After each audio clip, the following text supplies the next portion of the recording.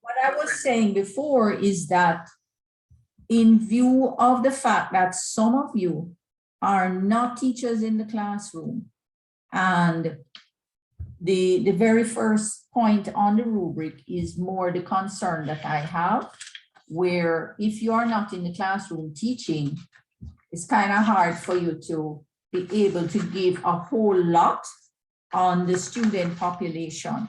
So if you have a friend who teaches if you are not a teacher in the classroom and you do have a friend or a colleague that you can confer with to get some information on their syllabus and they can lend it to you to use, then please go ahead with that. So you can do a little more in terms of the description of the class population, all right?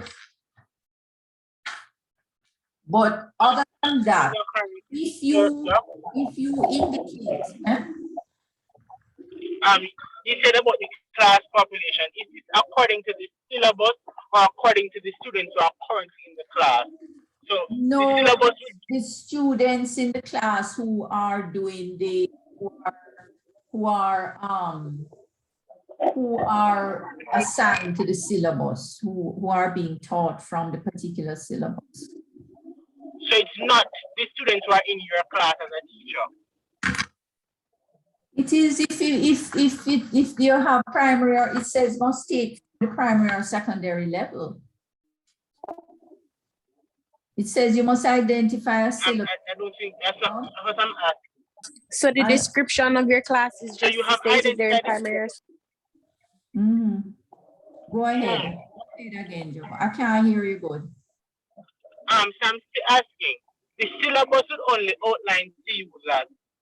It's a grade 7 class and they are generally for this age, right? However, I'm asking if we should give detail of the class, outlining, for example, male, how many males are in the class, all of those things, female, what grade, what streaming level the class is at, if the school subscribes to streaming and those kind of things. Javon, Javon, it is clear that it is asking for that if you're able to access that information. It is clear that it is asking you for a specific description of the students' demography, right? And anything else you can say about them in terms of their learning styles and abilities, if you have access to a student body within primary or secondary school, and you have their syllabus, the syllabus that they're being taught from. That is pretty clear in the overview and description of students section, isn't it? So Miss, you're saying for the people who don't teach now, you can borrow that information from someone who does? I'm saying yes, if you don't teach and you don't have access to, if you don't teach and you can get a friend or a colleague to assist you with some information on their classroom and they're going to lend you their syllabus that they teach from, right? Then cool. But if you don't have that situation or that opportunity, then I'm saying that I will be lenient. I just need an indication that you're not a teacher and you don't have access. So what would we put there in as a substitute then? I just said I will be lenient there. Oh, okay. All right, Miss. What you can from what is written in the syllabus or curriculum. Usually, the syllabus or curriculum will give you some kind of indicator of the age level, and the grade level,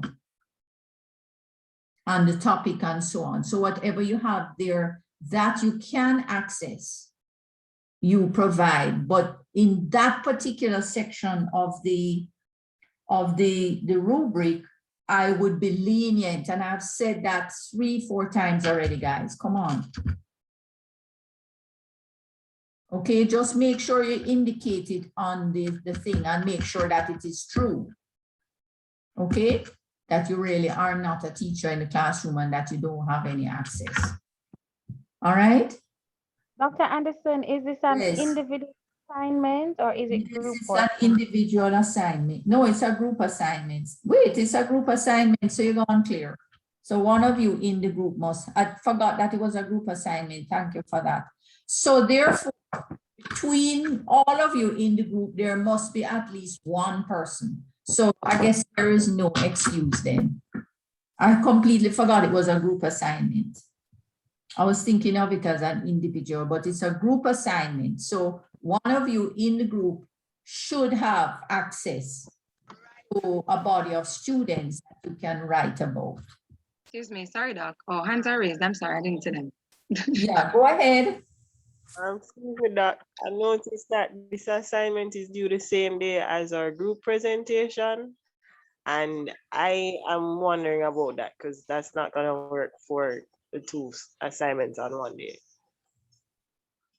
You are given enough weeks to prepare a presentation, and I made sure that you got a week free when I presented, which was last week. I particularly gave you that gap so that Yes, you make sure you have time to work those a little work. on group. This is not a difficult assignment. Assignment, so it's even easier. Here. May I And speak? being an assignment doesn't have anything to do with a presentation, really, on that day. I'm sorry, Doc. May I speak? Good evening, good Go afternoon. ahead. Go ahead. So we're working in the same groups we would have worked in for group assignment number 1, yes? Just to confirm. We are Yeah. going to do it now. Remember, no, we decided to merge the groups. Oh, sorry, I wasn't hearing. I'm sorry. Yeah, we I think I've been decided. having some, oh, we're merging. But because I No, was concerned about the right. numbers, because some have 2, some have 3. So I was thinking it might be more we taxing. decided to merge. I decided to merge the groups Mhm. after we complete the presentation. Okay, So All right, moving right. forward, you're doing your item analysis and you're doing the assignment number 2 as the full group. So you have at least 4 persons in a group, right? okay. 4 to 5. Sounding good. Sounding good. Yeah, so I mean, it makes the work a little lighter. I was wondering, yes. Yeah, not as hard as you think. Those are actually 2 mini assignments. Because I'm on it, a whole lot, the breakdown is quite, bulky, Well, but it's just 10%. I was wondering. detailed for purposes of marking, and this is all to show you how important it is to break down the rubrics as much as possible, because it ensures the reliability of the marking, Right. the assessment. The more you break it down and detail it, is the easier it is to mark, and the more credible and reliable the instrument becomes for marking the rubric. Doc, sorry to interrupt, but could you explain more about this group merging? Because I wasn't aware and I've been following the class closely. So Oh when my you're God. talking I about don't think you could have been following the class closely. We went through all of that already. That was written. A written text was sent out. well, Doc, so going to clarify, when you're talking about group merging, So when is it you're all doing of group 2? assignment number 1, you weren't doing it as a full group? No, it was just the group 2A. We didn't merge with any other No, we group. would have done it No, individually. does say that. They didn't merge the groups for assignment. No. And when was this text sent out? So your class leader didn't send out the text? Leader? Doc, What, I what didn't get text it. doc are you referring Yeah, to? what are you? Because it's the same Yes, you presentation. didn't put it in groups. the. Oh, you did. He's saying he did. So we did the 2, right? Because some persons had 3 and we had 2 and we did it as is. Because Look here, we had a big discussion about this already at Vaughn's suggestion. And after I Dr. E said he did not. Talk, he did not, and I've But been following we closely. did talk about it after. We did talk about it after that. It would be a lot. And Dr. That discussion was when everyone left. So Jason, you never tell them that it was there to merge the groups. Well, Miss, But Well, that it's is not gone. a I big mean, thing. It's not a big it's gone thing. already, so that's a bygone. But moving forward, I don't be concerned about. Yeah, I don't know how he did. I had sent an email and he had gave me a big thank you in the email, Jason. I don't know. Listen. And it But was anyways. after much pressuring from Javon. Mhm. So And I Dr. mentioned it in the next class and Javon said thank you. So I don't understand All right, so moving what's going forward on then, here. it's been merge groups by specialization. No, I said that Javon had made the point that since the topics were really split in two, each topic, which is really what I did. That's why I put part A and part B. He had made a suggestion that you could just go ahead with merging the group to do the other group assignments. And I had disagreed at first. And then when I thought about it, I said, well, I'll just go with it. And so I sent an email to Jason and he said, thank you very much. And then I mentioned it in the next class and I recall a response from at least Javon and others. And that was it. So I knew that you are to merge and I'm sure I mentioned it before. You are to merge the group, in other words, you're not doing a presentation. So the original group, which would be 2A and B, 3A and B is one group. Okay. Well, thank you so much. Thank you Right, and it will First. make it work easier for me too. Yeah. I was really thinking of myself. Actually, I was trying to help all of, Everybody. but then afterwards, for the presentations, that's why I broke the thing in two, because a lot of times it's a little heavy. One presentation, with the entire topic to cover. And some people do not really get to shine, and so they don't do as well in the group presentation. So when I break up the presentations like this, more people get to shine to do their part. Okay, thank you, Doc. But just to comment. So I'm going to repeat it again. Before you repeat it again, Doctor, the MCQ, the 4 MCQ questions were done, for some, I believe, were done in the presentation groups. And I'm not sure if they were merging of groups. No, they weren't. Supposed to be merged. That don't make a big difference anymore. Right. Not a huge, it was just to facilitate you, it's not a huge problem. Okay, thank you. But going for the next, the assignment due next week, Tuesday. Merge it, there we are supposed to merge. It's a bit of a short order. But while we appreciate what you're saying then, it's harder for you to merge?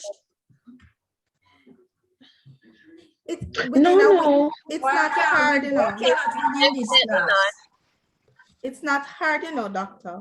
But for persons like our original group, or the 4 or the 5 or the 6 or the 7, whatever the number of group members were, if they weren't placed in like 4A and 4B, it would have been difficult. So would it be out of your reach to accept a group of 3 members, since 4A is already a group of 3 members, or will have to extend to include I don't really 4B? care. I don't really care. It doesn't matter to me. Guys, It's not just merge and done. whether you merge or not, I'm not going to affect, right? I'm going to mark who I'm marking individually, even though it's the group part of it is really to fit each other, right? But I'm still going to be looking at each person's contribution, just the same way that I look at the presentations. Okay. Your Question, follow-up, Dr. Francis? Anderson. Mhm. So when we are doing this assignment that's due next week, we are supposed to identify each contribution each person's made. Well, you're supposed to put on the, remember I said to you, put on the submission, the people in the group. Yeah, who that's contributed. Remember I had said that? Eller, you never heard that part? Yes, doctor, we remember. Put on Just only right. those put persons what who who is in the contributed. group, and that's in the fine. group. I don't care if it's 3 or if it's 4.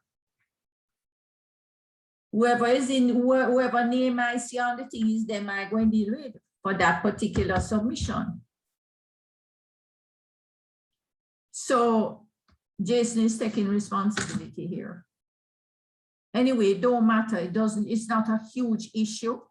It was really to facilitate you because it doesn't facilitate me.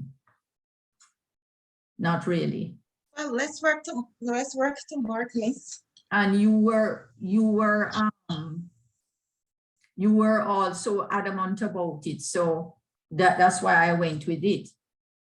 Because, you know, sometimes when the group is too big, there's another problem where people don't do any work, you know, and then the rest of the members are very upset and all kind of things. Because you also have to do a reflection at the end, by the way,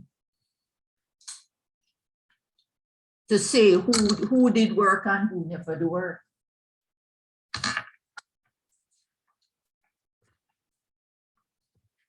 You know what I mean? So, as I said, it was really to help you. At the bottom of this particular assignment, it asks for an in-depth analysis of the challenges and benefits related to the learning experience. So this reflection is not about that part of it. I think there's another reflection, I'm not sure. Okay, this is not the one. I thought there was a reflection on group members. That's in another one, Doc. It's in another, I could swear that. Yes. Yeah, it's And in the other one. It's right. on Oh Your Billy. Yeah, the big one, the big assignment. Yeah. So listen, guys, we are wasting a lot of time here. A lot of time is going, and you are the ones that are going to get through your presentation. So can we get going, please? Doc, I have 2 things that I want to say about this assignment before you go on. The time on the OURVLE is incorrect. It has 2020. So when you put in the I submission, still it have will the say, 2020. I yes, I think you missed the 2020. So right. 2020 is still there. Oh, And all the right, time you have 12 a.m. Could it be 11:59 p.m. please? Could it be what? 11:59 p.m. on March 9th. 11:59 59 p.m. So where you get March 9th from? Isn't it March 9th? It's still November. Oh, sorry. See, I'm missing March. So sorry. And you're November talking 9th. about me. So sorry, Doc. And second thing, just to run through quickly to ensure that I'm on the correct page. So like for the objective for the assessment target, for knowledge target, right? And for Bloom's taxonomy, where we have remembering, could we use the same objective since it's basically doing recalling of information?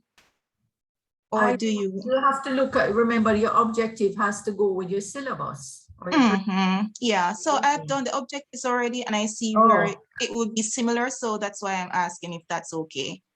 I don't know, I'm not sure what you're saying exactly. So, all right, for example, knowledge target, right? You define something, right? And remembering it's where you recall information so you can recall the definition. So that would be a similar objective. So that's why I was wondering if it's okay to have the same objective. You have to determine. Yes, I don't, Okay. I just want to see if you know what you're doing. You're you know? doing. Okay, no Remember, don't problem. repeat any objective in the same, like in the same body of a set of objectives. Like you writing, I said this syllabus, don't repeat the objective. Yeah, I understand. Okay. All right, thank you, Doc. Okay. All right, good. So that everything understood now? Just do the best you can. Mhm. I can stop sharing. Yes, please. Thank you. Okay. All right. So group, Iselin, Shane, Isha. Come forward, please.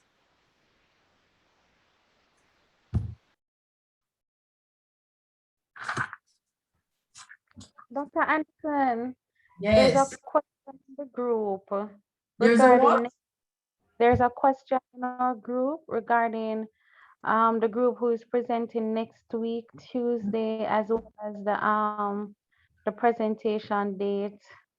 So the presentation date, sorry, and the assignment that is due. And I don't know if Already addressed that. can leniency be given to that group, No, please? I already give leniency. Doctor, what's your name, is very strict. I already give you leniency, you know. Just do the best you can. I'm not going to kill you or anything if you don't get it in, like if you need a day or so, but I'm still going to leave it at the November the 9th, okay? Okay, all right. Thanks much, Dr. Anderson. Yeah, but just don't push it, all right? Okay, okay, we'll try. Just try your best. I mean, a day or so over, I'm not going to kill you about that. Okay, thank you. Just try your best, okay? Okay. Don't want to encourage too much. By right, you're supposed to lose marks, you know, for every day you're late. And I adjusted times the best I could.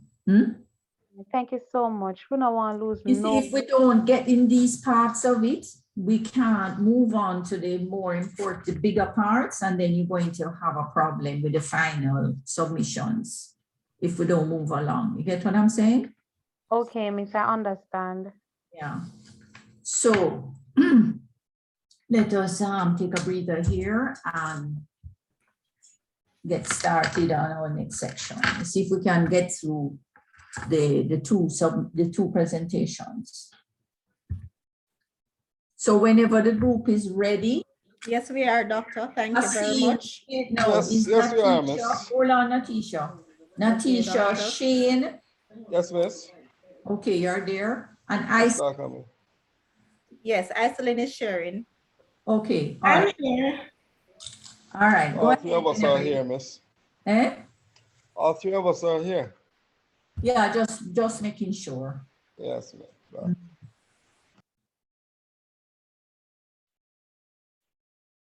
May we proceed, Doctor?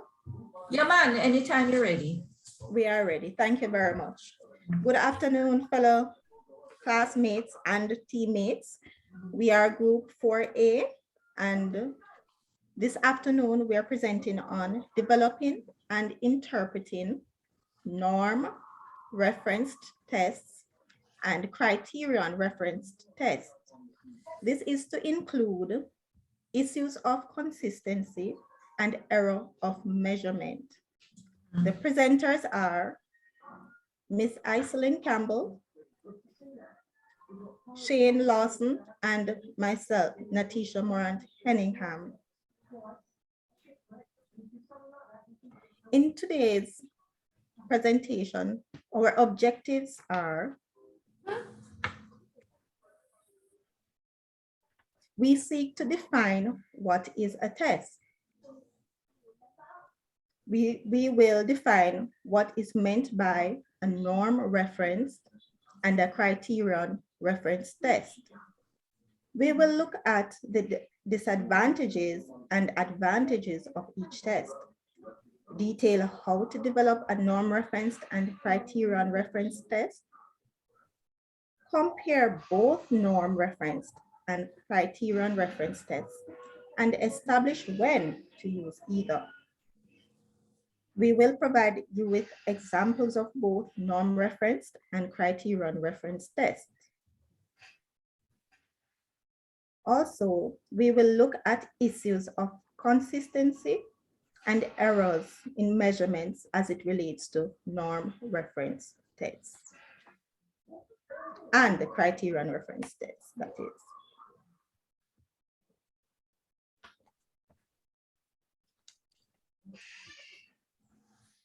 Say you have done a test and your result is 92%.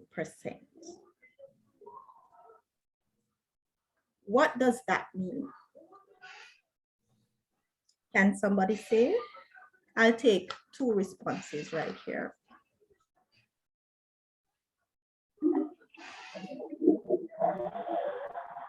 It means you're 8% away from a perfect score, but you also did very well. Thank you. I'm asking you please to identify yourself when you're posing. That was response. Kimberly Gordon. Thank you, Kimberly. Anyone else? Sasha Gay, the person did well, but there's always room for improvement. Thank you for that response, Sasha Gay. Okay. A score on a test could mean two different things. Also, it is dependent on the type of test you are taking. The 92% could mean the test taker gets 92% of the test correct. And this is in line with what Kimberly has just mentioned. The test taker gets 92% more than the other test takers, or you are in the 92 percentile, or should I say 92nd? This is the difference between the two types of tests. The first, in this example, is the criterion reference test, and the second is norm reference test.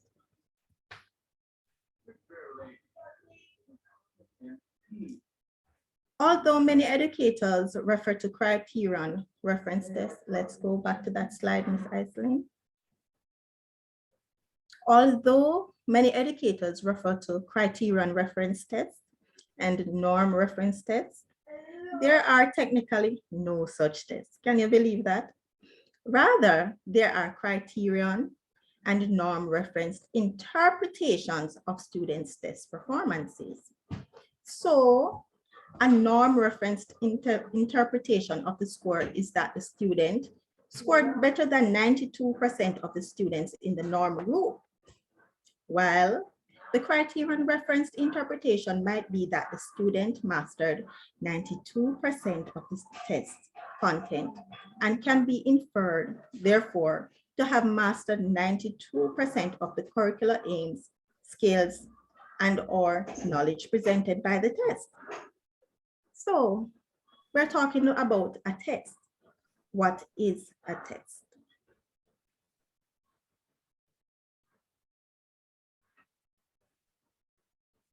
The definition being presented is that a test is a method of measuring a person's ability, knowledge, or performance in a given domain. And this is from Brown-Bachman. Stason et al. Defines assessment, or we could call it a test or an assessment, as the systematic collection and analysis of information to improve student learning. Hussein 2015 noted a test is a method of measuring a person's ability, knowledge, or performance in a given domain, all overlapping. So I believe you will grasp what is a test. So why do we test? According to Pearson's 2003 assessment report, testing is done for three main reasons: to measure what students can do, to improve instruction, also to help students to achieve higher standards. Can you think of a reason why you would test a class or a student? I'll take one additional reason. Anyone? Can see if they're actually learning. Yes, to see if they are actually learning, which is to measure what a students can do. Thank you very much. Is that Brittany? So what they are doing, how effective they are in the classroom. This is Shane. Oh, nice. Yes, as the teacher, how effective the teacher is in the classroom. Thank you very much. I'll add that to my list. Natisha, I know you Yes, said only please. one person, but I want to add as well. Also Sure. for classroom management to ensure that the students are studying what you told them to do. So the teachers normally use it to control behavior in the classroom. Nice. Thank you. This was Tadisha? Yes, correct. Sorry. That's fine. So 2 additional points. Any other? Probably there's one more lurking there. And doctor, please feel free to engage and contribute as you see necessary.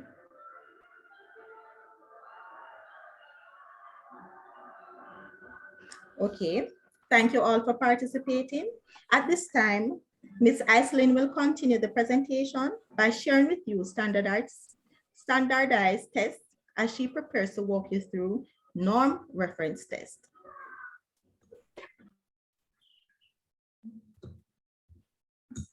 No, thank you, Natisha. No, I wanted to look on the comic on the screen. So we're focusing on standardized tests. Now, the students' perception of a standardized test is they call them standardized tests because being terrified to take them is the standard. But we know that is not so. Actually, a standardized test is an assessment which is administered in a consistent manner and as such provides highly reliable data that can be used to inform teaching and provide valuable information on student learning. Now let's unveil norm referenced tests.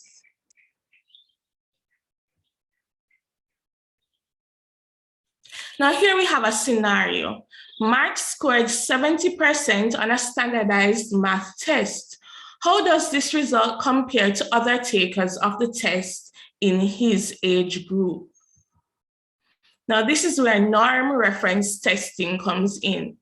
A norm reference test, also called a relative grading test or marking on a curve, describes a comparative and standardized assessment whereby students' results are compared against other students' results or the norm group or the reference group with the end goal of ranking them. The rank may be called the percentile rank or stay mean. Such classifications may be then used to make major decisions pertaining to the use of the scores. So a key point here is that norm reference tests are used with the aim of ranking students. Now let's look at some features of the norm reference test. It is standardized. This simply means that everyone gets the same test or a similar test testing the same abilities. It's comparative, meaning that the test results can be compared based on the fact that it is standardized. It's relative to the students taking the test. This means that it's tailored to suit the norm group. It seeks to increase variance to discriminate. This means that you want to pick up on any differences in learning patterns or learning abilities. So it seeks to increase variance to discriminate so you can group the students. And it's reported as percentiles, not percentages, but percentiles. Let's look at how to develop a norm referenced test. Now, developing a norm referenced test is similar to developing any standardized test. A set of questions are selected and administered to what we call the norm group. Now, our norm group may be representational of, let's say, all third graders across the island, in the case of the diagnostic test, grade 3 diagnostic test, or all 6th graders in a given school district, in the case of PEP. The test responses are then marked using a rubric to ensure consistency. That is important. The results are then assessed by comparison of each student's performance against his or her peers within the selected norm group by using what we call the sample, which is just the pool of scores that you got, or by using the normal curve. The result obtained is called the percentile rank. Now let's put on our thinking caps. I have a question for you. Which of the following factors pertaining to the norm group do you think would likely greatly impact the validity of a norm reference test? I want you to think about it. So the first factor is the age of the students. Do you think the age of the students would greatly impact the validity of a norm reference test?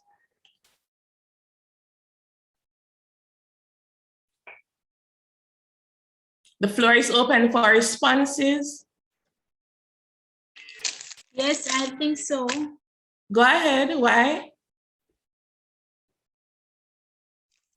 I don't think you would want to give a set of students age 13 the same test as you would students who are, say, age 16. Exactly. So the age is important. You want the students who are taking the test to be in the same age range so that your norm group is clearly defined. Next factor, do you think the height of the students will have anything to do with the validity of a norm reference test? No, ma'am. Definitely not. What's up? That's a physical feature. Hello, Javon here. Suppose you're a PE teacher. A PE teacher? And you're doing basketball. Yes, and it's some kind of standardized lesson is a physical education activity. Wouldn't, for example, basketball, wouldn't it then affect your form? Well, that's a good point. Because you're excellent at basketball. Yeah, height doesn't make you better. It doesn't mean you're better because you do have short shooters. It does give. It might give you an advantage. It doesn't mean, it doesn't mean that you're better. That's almost like saying that persons who are born singing are naturally better in music classes. Not no go so. Basketball, they don't mark it if you can score. For basketball, they wouldn't mark it if you can score. They mark it if you carry out the procedures correctly, if you're doing the correct steps, if you're following the rules. Agree. Yeah, I get that. Then I don't teach PS. I'm just saying that it probably could. So height is definitely not a key factor to think of when you're thinking about the validity of norm reference tests. Yes, go ahead. Jelaine has her hand up. Go ahead, Jelaine. Sorry about that. I'm not able to see in the chat. Jelaine, do you want to go ahead? That was from a long time ago. Thank you, Tadisha. You may proceed, Aislinn. All right, let's continue. Let's look at the cultural or socioeconomic background of the students. Do you think that would affect the validity of a norm reference test?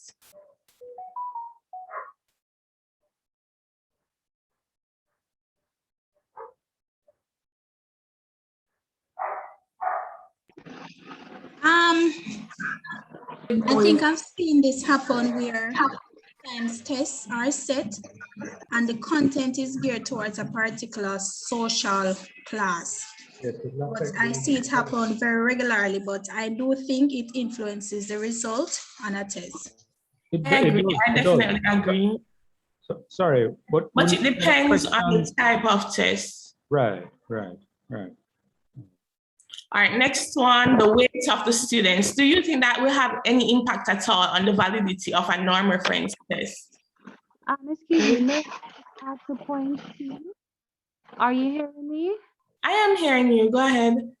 Okay, so one of the things that I do know is that a student's socioeconomic background or their cultural background, it does influence the structure of information in their heads. Right, and I'm seeing where if a teacher is not able to, let's just say, pick up what the student has already been cultured or what they already know, then this may impact, I believe it may impact how well they do on an exam, because oftentimes, let's say we don't know the answer for a question, we often, just dig in our heads on whatever it is we had there stuck in our cognitive structures. It would influence how we answer questions. I agree. I definitely agree. Can I ask a question? Go ahead. About P as well. What about the teacher, cultural, socio-economic background of the teacher? That too. See how she's influenced by her own socio-economic and cultural background, and she might set test questions that are not familiar. But sorry, KW. Themselves. A good teacher. Sorry. Okay. Go ahead, Jason. Sorry, KW. Typically, the teacher wouldn't set the standardized test. So this is, imagine it's a standardized test, if I'm not mistaken.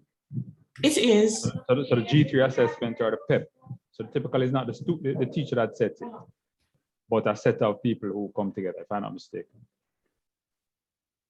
And then again, the teacher, it's the onus of the teacher to consider the student's background when setting the test and not her own. So a good teacher will more be thinking about her students than about her own experiences. Okay, let's continue. Now, how do we interpret a norm reference test? Now, Natisha hinted at this earlier. So when looking at a criterion reference test, one considers the percentage rank. However, for norm reference testing, one looks at the percentile rank. Now, the percentile rank or staining compares the test results with that of other sitters of the same test. The percentile rank is comparative and discloses information such as what percentage of students performed better on the standardized test or what percentage of students performed worse than the individual in question on the standardized test. It tells the skill or knowledge level of one student relative to the others. Now, let's look at the example We weren't here. sharing it for a while, But it's a good, we weren't sharing it for a while. I'm not sure how the internet is holding up. Sorry about that. Now Sorry, let's I was hearing you. No, I'm hearing you. I'm hearing Oh, you. I don't know if everybody hearing. I was hearing you. All right, let's look at the example. If Tom gets a 90th percentile rank, it means he scored better than 90% of test takers in his age group. So a 90th percentile rank simply means you did better than 90% of the test takers. Sorry, so it's like, it can be likened to marking on a curve? That is another name for norm reference It's testing. like, right? okay, That's so it's another like name. CSEC. Right. Okay. Is that official, Kellyanne? Sorry. Is that, pardon me? Is that official? That CSEC marks on the curve? Yeah, man, the mark on the curve. You do a long walk. You don't have the curve to show the class. Miss, we are getting to it. Oh, all right. Now, how is the staining determined, right? So there's a formula to calculating the staining using the sample. Now, given a group of test scores, the percentile rank or staining can be calculated from the formula. So PR stands for percentile rank, and that is equal to the frequency of scores below, which is FB, plus a half times the frequency of scores of the same magnitude, which is our FW, divided by the total number of scores multiplied by 100. So let's go over that again. The percentile rank is equal to the frequency of scores below the test score in question, plus a half times the frequency of scores with the same magnitude divided by the total number of scores multiplied by 100. Now let's do a test run on this. Now I think it was on Saturday night, I asked you guys to complete a little quiz, a general knowledge quiz. So here are the results from the quiz. One person got 3 out of 10. 2 got 7 out of 10, 8 got 2 out of 10, 5 got a whopping 9 out of 10, and 3 persons got 10 out of 10. Now, let's look at how we will calculate the percentile rank using the sample. So it was a total of 13 responses, so our N is going to be 13. So for 10 out of 10, we had 10 persons scoring below 10. And then we are going to add that to a half times the frequency of 10, which is 3, divide that by 13, multiply it by 100, and we get 88.46. So this results would be interpreted that those who got 100%, the nominal score of 100%, actually performed better than 88.46% of the total respondents. So that's how you interpret the percentile rank. Let's do it again. So for those who got 9 out of 10, similar procedure, they performed better than 5 persons. And then we multiply that a half by 5, which is the frequency of that 9 out of 10, divided by 13. So those persons, although they would have gotten 90%, they actually outperformed 57.69% of the respondents. And we would do the same for 8 out of 10, 7 out of 10, and 3 out of 10. So that's how we calculate the percentile rank from the sample. However, let's introduce the normal. Excuse me. Go ahead. Javon here. Are you hearing me? I'm hearing you. Could you go back to the calculation for a minute, please? Which one? Anyone. I just want to see something. Okay. So, right, not this one with the one. One that has another number, please. Look for the one we have 0. Is this okay for you, Javon? That's fine. Thank you. Are you understanding the calculation? I'm just double checking something. Okay. What is FW again? The frequency of scores of the same magnitude. So how many other persons got 8? So 2 persons got 8 out of 10, hence FW is 2. 3 scores were below that. And the total number of scores is 13. Thank you. You may continue for me. Selena? Go I'm ahead. sorry. Could you go back to the graph? I want to see something there, please. The first graph or the... the graph with the results. Okay. I just need to look at something real quickly. Thanks. There you go. All right, thank you so much. You may continue. You're welcome.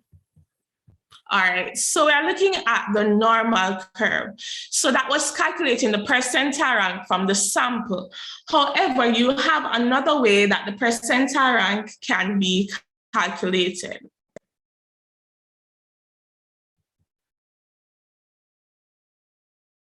So ideally, for a standardized test, it is expected that the majority of scores will lie about the mean, while the exceptional cases, which are those who do extremely poor, those who do extremely well, will lie at either of the extremes. So at your right tail and your left tail. So here we have a graph of the distribution of the normal curve, right? Now you realize that the bulk of the scores are in the middle, and we call this the bell curve. So you expect that most of your scores will fall in the range of the middle of the data. A few students will get below average, and a few students will get above average. Now, to calculate the percentile rank based on the normal curve, one has to assume the hypothetical model of the distribution using the mean and standard deviation of the data. So to calculate the percentile rank using the normal curve, you have to find the mean of the data and the standard deviation, and then put the model in a software such as Excel, and it will work out the percentile ranks for you. Now you have to bear in mind that this is going to produce a continuous data set, right? Which is not ideal, but it is what is used to do the marking on a curve. Now it assumes that the data is continuous and it removes the interval property of the data. So the data is no longer discrete, but it becomes continuous. Now for our data results, here our normal curve was negatively skewed. That means most persons performed at the higher level on the test, right? So we have the table here with the grades and the percentile rank in the right column. Now you are going to note the differences in measurement, which is due to the data no longer being discrete, but being continuous. So with the normal distribution curve, there are slight differences in measurement than if you were using the sample to calculate the percentile rank. Are you guys following? No, I'm not. Can you please repeat? Having terrible flashbacks, terrible flashbacks. All right, so we're saying that initially with the formula, we were using the sample. The sample is basically the pool of results that were there, which was the 13. However, with the normal distribution curve, because the points are connected to form a curve, the data becomes continuous. So it's no longer looking at discrete data as it was the case with the sample calculation, but we're now looking at continuous data. Now, because we are looking at continuous data, it assumes an infinite possibility of responses. So calculating the percentile rank using the normal distribution curve is going to give a slightly different ranking than if you were to use the sample to do the calculation. So that's all I'm saying. Is it any clearer? So let's look at the values in the table. So instead of 30 out of 100 having a percentile rank of 4 point something from the sample calculations, that percentile rank is now 0. 7 out of 10 gets a percentile rank of 8.3. These should be multiplied by 100, by the way. 8 out of 10 gets a percentile rank of 25. 9 out of 10 gets a percentile rank of 41.6. And 100 out of 10 gets a percentile rank of 83.3. Now let's move on. Now let's look at the interpretation. What formula is used? I'm not hearing you clearly. So this was done in Excel. What formula did you use to get those figures? This was done in Excel. So you use a normal distribution function. So what's the formula in Excel? The formula is linked, so you are going to input the mean of the data and the standard deviation into the formula, and then you put in the score, which is the percentage score, and then it will calculate the percentile rank for you based on the curve. So it uses the function for normal distribution curve. You can look it up in Excel. You put in the mean of the data, the standard deviation, and the grade score, and it will automatically give you the percentile rank.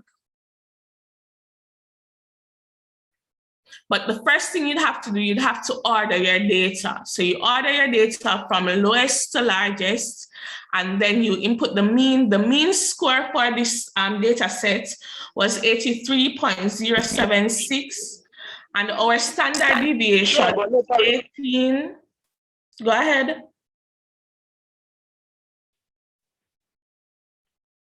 Are you saying something? I think we might have lost Javon, guys. Oh, okay. I hope he comes back on soon. Anyone else has any questions pertaining to this? Javon? Is everybody okay so far? And the math part going to finish. All right, so you don't have to do this manually, you know, you have the software, the formulas are there in Excel that will calculate it for you.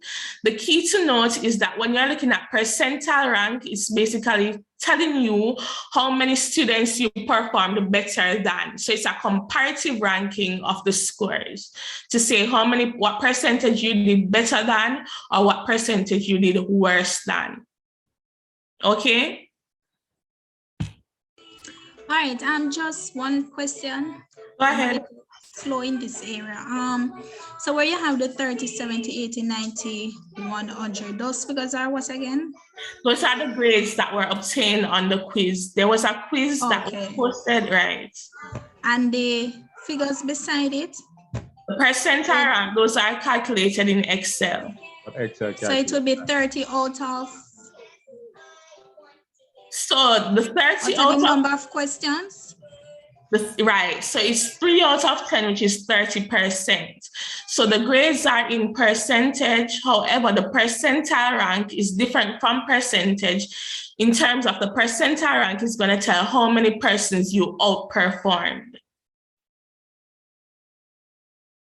So let's look at a scenario. Let's say 10 students sat a test, right?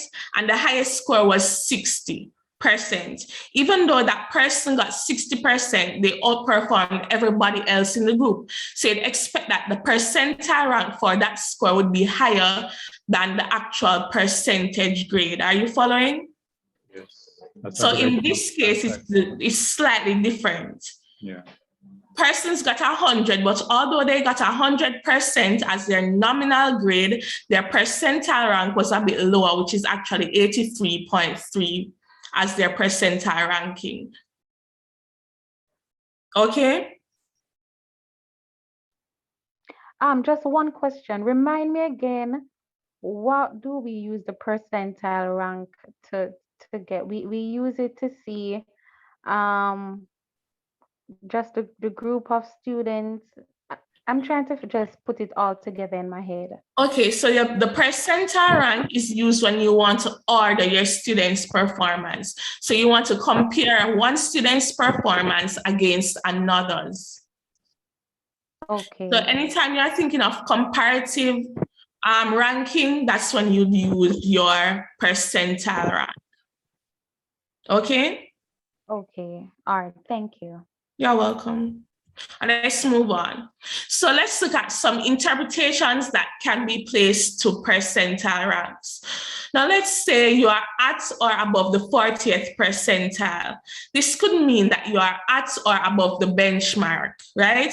So let's say the 40th percentile is the benchmark that you are using to decide who is doing well versus who you are going to pull out or, watch, or who you're going to give a little bit more of a nudge to get more effort from them. Now, the 25th to 39th percentile could mean that you place those students on watch. So anybody falling within the 25th and 39th percentile, you say, okay, I'm going to watch those students, check on their performances, see if there's improvement, or see where improvement needs to be done to pull them up to a higher percentile. 20th to 24th percentile means, wow, you need to take some serious steps. Intervention is needed. However, if you are below the 10th percentile, then serious or urgent intervention would be needed, okay? So this is just a guide that you can use to assess your students based on their percentile. Hello, excuse me again, Javon here. Yes, Javon. But wouldn't this be relative to every single assessment that is given and would not necessarily be a standard for all assessments? It is not used for all assessments. Further down, we are going to tell you which tests are used, are done using percentile. I asked the question wrong. I'm saying that for every single, say you have identified what tests are appropriate for this method, right? If you have 5 of those appropriate tests, would the percentile rankings be different for every test? And as such, the 20 and the 10 would be different based on the testing or the performance of students in that particular test? I'm not sure I'm understanding what you're asking. You want to know if it goes test by test? Yes, it's done test by test.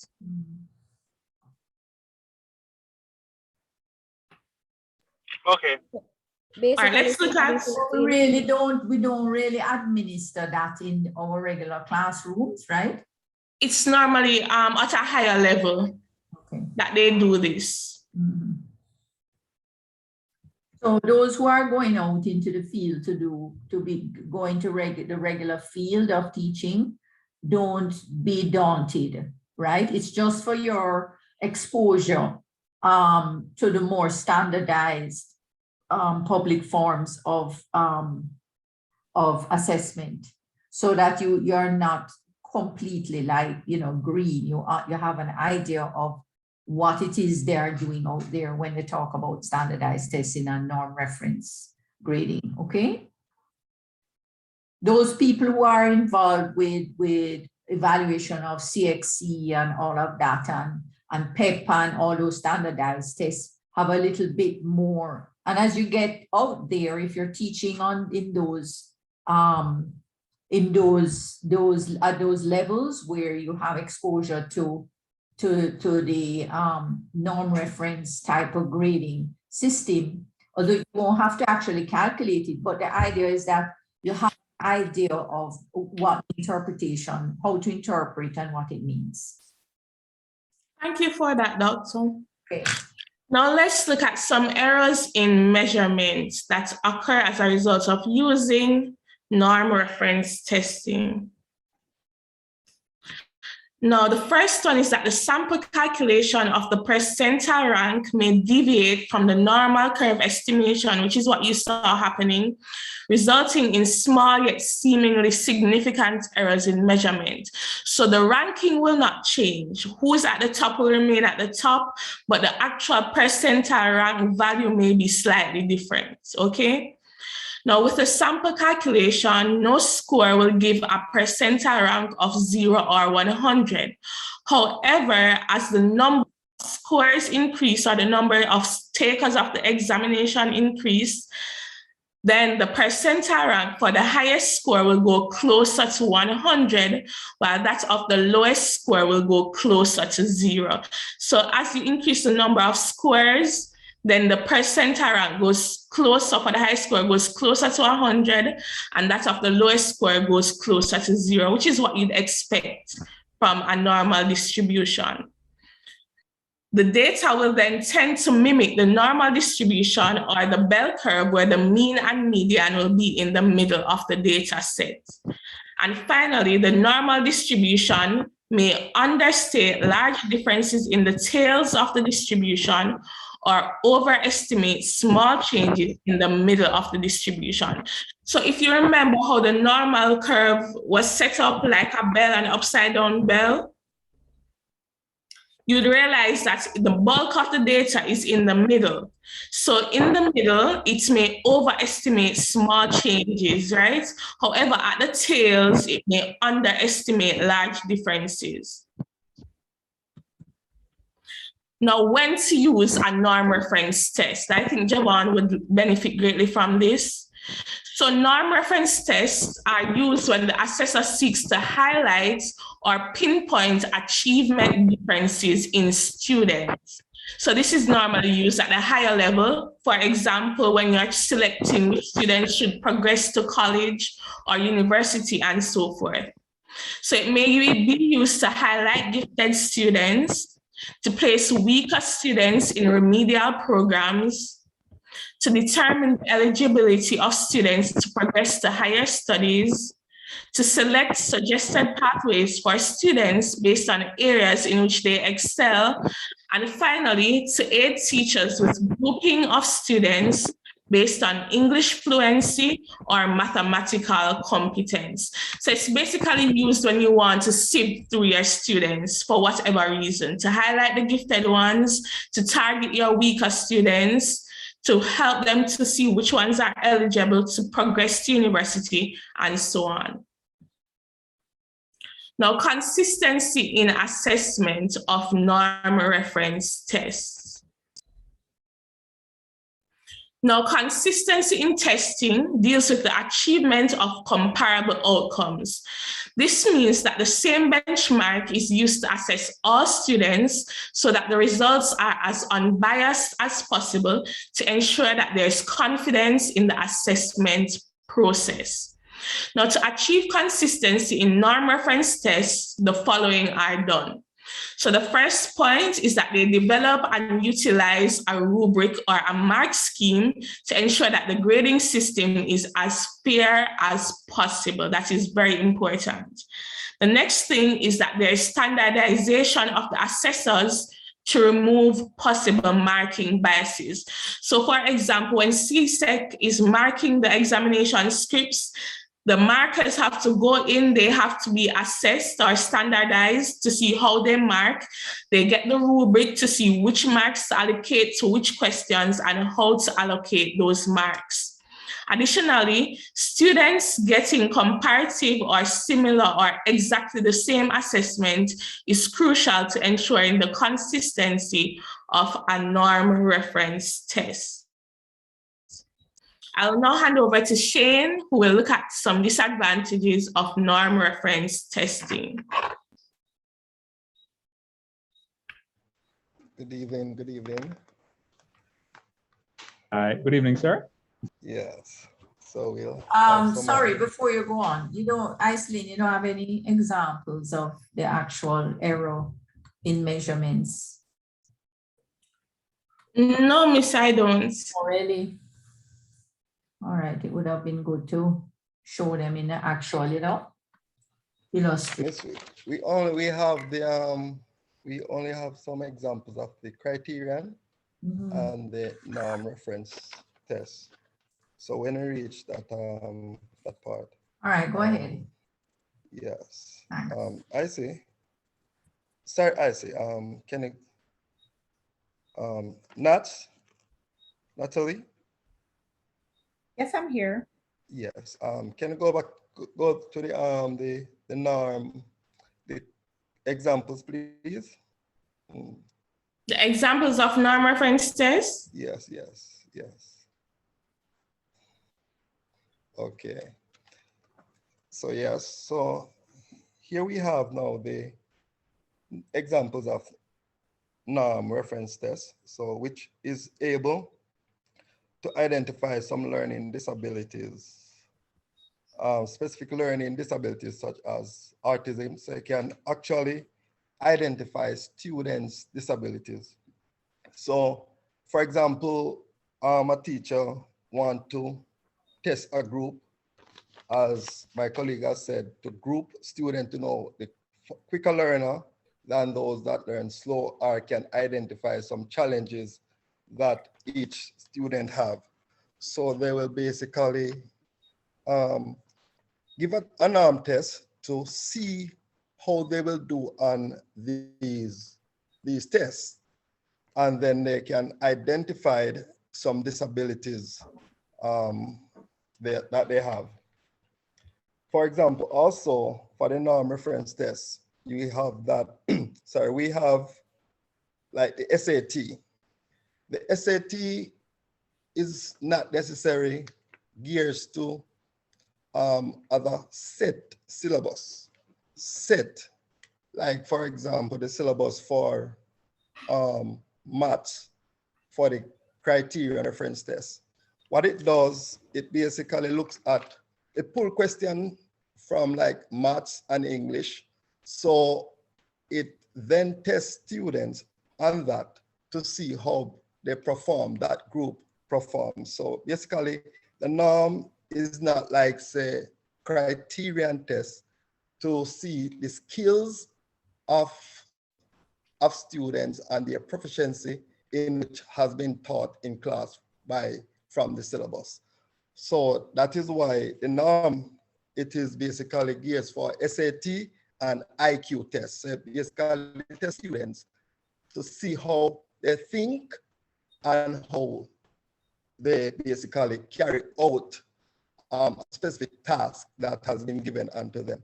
So it not necessarily test you on what you have been taught, let's say in class from the teacher, like the criterion test does. So the norm basically just tests you, it basically tests persons, students, and what they think a student will know. So you can even pull a general question, I mean, to see if that student basically understand.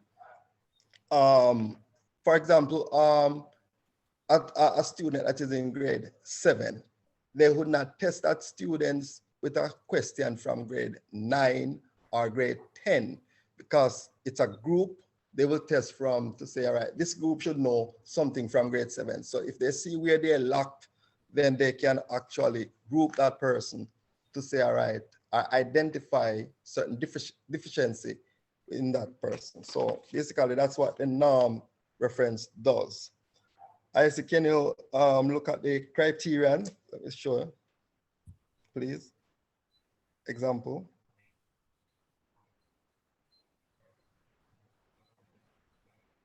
Yes. So here we have now the criterion reference test. So as I mentioned earlier, an example of the criterion reference test is for a math syllabus has a standard that each student should meet, and it will not affect another student because each student's marks is not dependent on another. So when you give a criterion test, so that criterion test now, that student, so if it is 10, let's say 20 per student in that class, and you give that test. So, and that test will mark out of 100. So whatever one does will not affect another. And if 60 is the pass mark, so each student, you will have a fail or a pass, and that will identify if a student is locked in certain areas, such as, because we're dealing with the maths. So what it does, it identifies that these students who failed are passed. So for the fail, it will identify they did not understand the syllabus. They did not understand what was taught. Or it also can assess the teacher. The teacher can also look and say, did I teach very well? Did I cover as much as I should for these students to learn? And also it basically look at the proficiency and the skills of students. It does not also look at. Okay, before you go on further, Mr. Lawson, yes. Thank you for the prelude, preempting the presentation on the criterion reference test. Let us conclude. Thank you very much for the examples, but let us conclude, Iselin, with the disadvantages of norm reference test. And then afterwards, you can, after I'm finished with the presentation with criterion, you may continue your example with criterion reference tests. Right, Mr. Lawson? Jane? I'm here. I never realized right. that the mic was there. That is fine. Right, so Iselin will just note the disadvantages and then we'll continue. I'll present and then you'll continue with the example on criterion. Okay, let us quickly look at some disadvantages of norm reference tests. So they are not content specific. I think Shane was alluding to that point. It produces a predictable rate of failure. So for instance, if you're going to say everyone below a certain percentile is going to fail, then you know that no matter how well students do, there's always going to be a predictable rate of failure based on the nature used to calculate the percentile rank. The norm group may be subjective. Test results are not an absolute measure of student performance.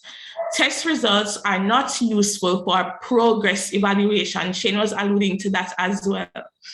So those are some of the disadvantages of norm reference tests. Now I now hand over to Natisha, who will unveil criterion reference tests. Thank you, Iselin. So I don't want to stay long because I know Shane is itching to share his examples even on criterion reference test, and he has already given you some insights into it. So as the screen loads, criterion reference test is an improvement to the traditional form of testing, where tests are offered to measure students' absolute achievement based on predetermined criteria And this is from Signa Raji, right? According to Popham 2017, this absolute interpretation is strongly dependent on the interpretation of the criterion represented by the test being mastered by the student or the test taker. Popham 2017, you still on that slide, Iselin. Popham 2017 went on to note that once the nature of an assessed curriculum aim, which is the criterion, is properly described, the student's test performance can be interpreted according to the degree to which the curricular aim has been mastered. So here you have an objective into the syllabus. We can assess to see if that aim has been achieved or the student has learned or mastered this area, right? So next slide. In summary, criterion referenced test is any test designed to measure student performance against a fixed set of predetermined criteria or learning standards. And in this case, we're referring to the curriculum. Important points to note for criterion reference test. The criteria or learning standards are predetermined and specific to students' level of knowledge. They indicate what students are expected to know and should be able to do at the specific stages of their learning process based on the contents of the curriculum taught. Evaluation of this test is based on expected characteristics and mastery of the curriculum contents or well-defined domain of contents. You may pause there for a bit. Excellent. All these tests have a cutoff score. This will be discussed further later on in the presentation. On a criterion reference test, every student taking the exam could theoretically fail if they don't meet the expected standard. Alternatively, every student could earn the highest possible mark or score. And finally, the performance of a student will not be compared to another student or group of students. So each grade is independent. You get a 5% on an exam, it is 5%. The formats of criterion reference tests may include multiple choice questions, true or false questions, open-ended. That is example questions that ask students to write a short answer, a short response, or even an essay, or a combination of question types. When we talk about cutoff scores, proceed to the next slide. Yes.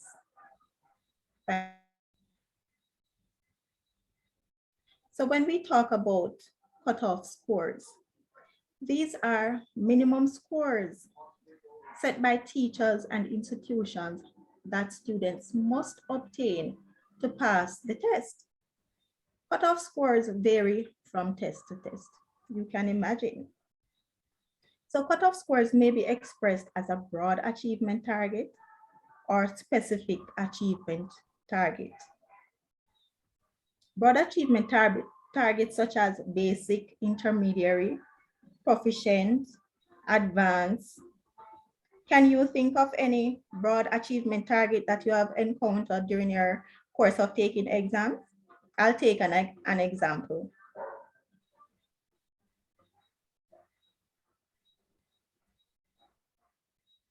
Anyone?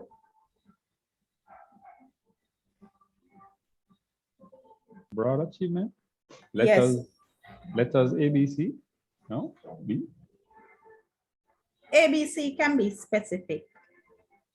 For example, CSEC, you're talking about what percentage did you get, the numerical range within which your score has fallen. So broad as in good, Oh, okay. pass, fail. Pass, fail, yeah. Yes, those Okay. are broad categories. There is Oh. nothing specific about it, Oh, right? okay. Yes, so cutoff scores may, just to give you further information on the specific achievement target, it includes percentages, raw scores, scores based on a range such as CXC having a score range from 1 to 5, with 1 being highest and 5 the lowest. And taking the example just posted here, UE 2014-2015 policy, graded policy was amended, and the grade bands percentage marks is highlighted here, where the quality points are associated with each letter or grade. This is an example, right? How, and we'll continue on the uses of criterion reference tests. Teachers can use criterion reference tests to monitor and evaluate students' performance in their day-to-day learning activity and progress towards the mastery of the contents being taught. It can also be used to find out the effectiveness of the lesson or the program to see whether the objective set out to be achieved in a course is being accomplished. You may have pre-test and post-test, which helps teachers to measure the learning progress made by students over the instructional period of the course. Criterion reference test is used by the Ministry of Education and bodies of education to generate accountability information based on the performance of students on the learning objectives in the curriculum. This information may be grouped on the classroom, schools, parish, and country level. This information informs the students on their performance and understanding of the contents of the course. This also informs parents and other stakeholders of the topics where there are gaps or deficits in the learning. Since CRT is developed based on the curriculum, we'll pause there for a moment. Since CRT is developed based on the curriculum for the different subject areas, the results can inform teachers and governance on how much is being learned by the students. CRT also informs how well the educational system is meeting the expected goals and producing the desired results. So hence, sometimes we see amendments being made into our classrooms, and this is where the governance are getting their results from as to how to improve the system, right? Let's talk about the interpretation of criterion reference tests. It is crucial to note that in this type of reference test, the performance of other students is not taken into consideration, but only gauges against the criterion for assessment. And let's pause there for a minute. Let's pause there. It accurately describes the curricular aims. Accurately described curricular aims can yield crisp, understandable criterion reference interpretations. So if the aims are clear in the curriculum, and that is a source where the tests are taken from, that is the source where the tests are developed from, then understandable criterion reference interpretations, as in the results being yielded from the test, can be very clear and understandable, and can say, in fact, if a student is understanding a topic or this objective in this curriculum. So the opposite also holds true. If there is unclear curricular aims, it will yield ambiguous interpretation. So and also it means as well in transit. Suppose the objective is not brought across to the students effectively. When the student goes to take the test, it will show unclear results whether or not the student is understanding, right? Let's look at the issues of consistency in relation to criterion reference tests. The matter of criterion reference tests being representational of the level of performance or being representational of defined behavior is one matter which is usually confused in the past. However, if the interpretation of criterion reference test is that of representing the performance level of students, then all the existing education tests could be termed a criterion reference test, simply by designating a desired level of performance for these tests. Criterion reference test is later seen as ascertaining a test taker's thinking based on the well-defined criterion behaviors included in the curriculum aim. Measurement specialists recently have arisen the criterion as a level of performance notion. Criterion reference measurement is built on an assessment strategy intended to determine a test taker's status of understanding a set of clearly defined set of criterion behaviors, skills, and knowledge as identified by the curriculum aims and objectives. Right, so we're all going back. We have to have the curriculum as our guide. So how do we develop these tests?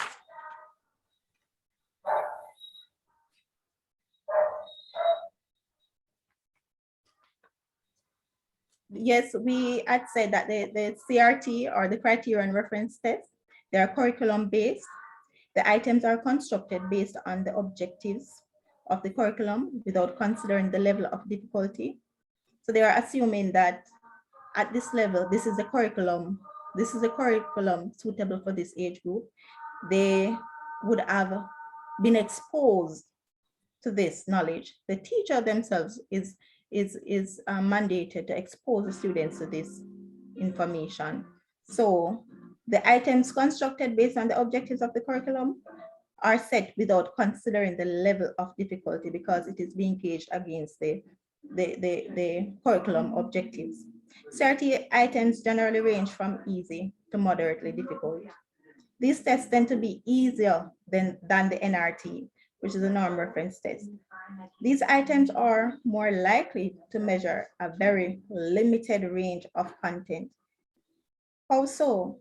Because, let me give you the clue, because the teacher will not be testing the students on knowledge that they have not exposed the students to, right? And it will include many items for each content area. So that will speak to the versatility of the CRT. As a result, it is more detailed. It gives more detailed information about what the students know, which is the last point on this section, right? So I believe that we would have been doing some criterion reference tests without even knowing that is what it is called, right? But in practice, having a fixed criteria to base the test, you can develop a test based on those criteria, set a cutoff score, and develop the test. Not develop, but administer the test. My apologies, that word should be administer the test, and then evaluate the students' performance from the test. So when you develop the test and you administer it, you can go back, please, Aislinn. So when you develop the test and you administer it, yes, you will set your cutoff score to know where the pass mark is. So if the student has achieved their performance is above the pass mark, the cutoff score, And when you administer this test, you'll then be able to evaluate based on the student's performance.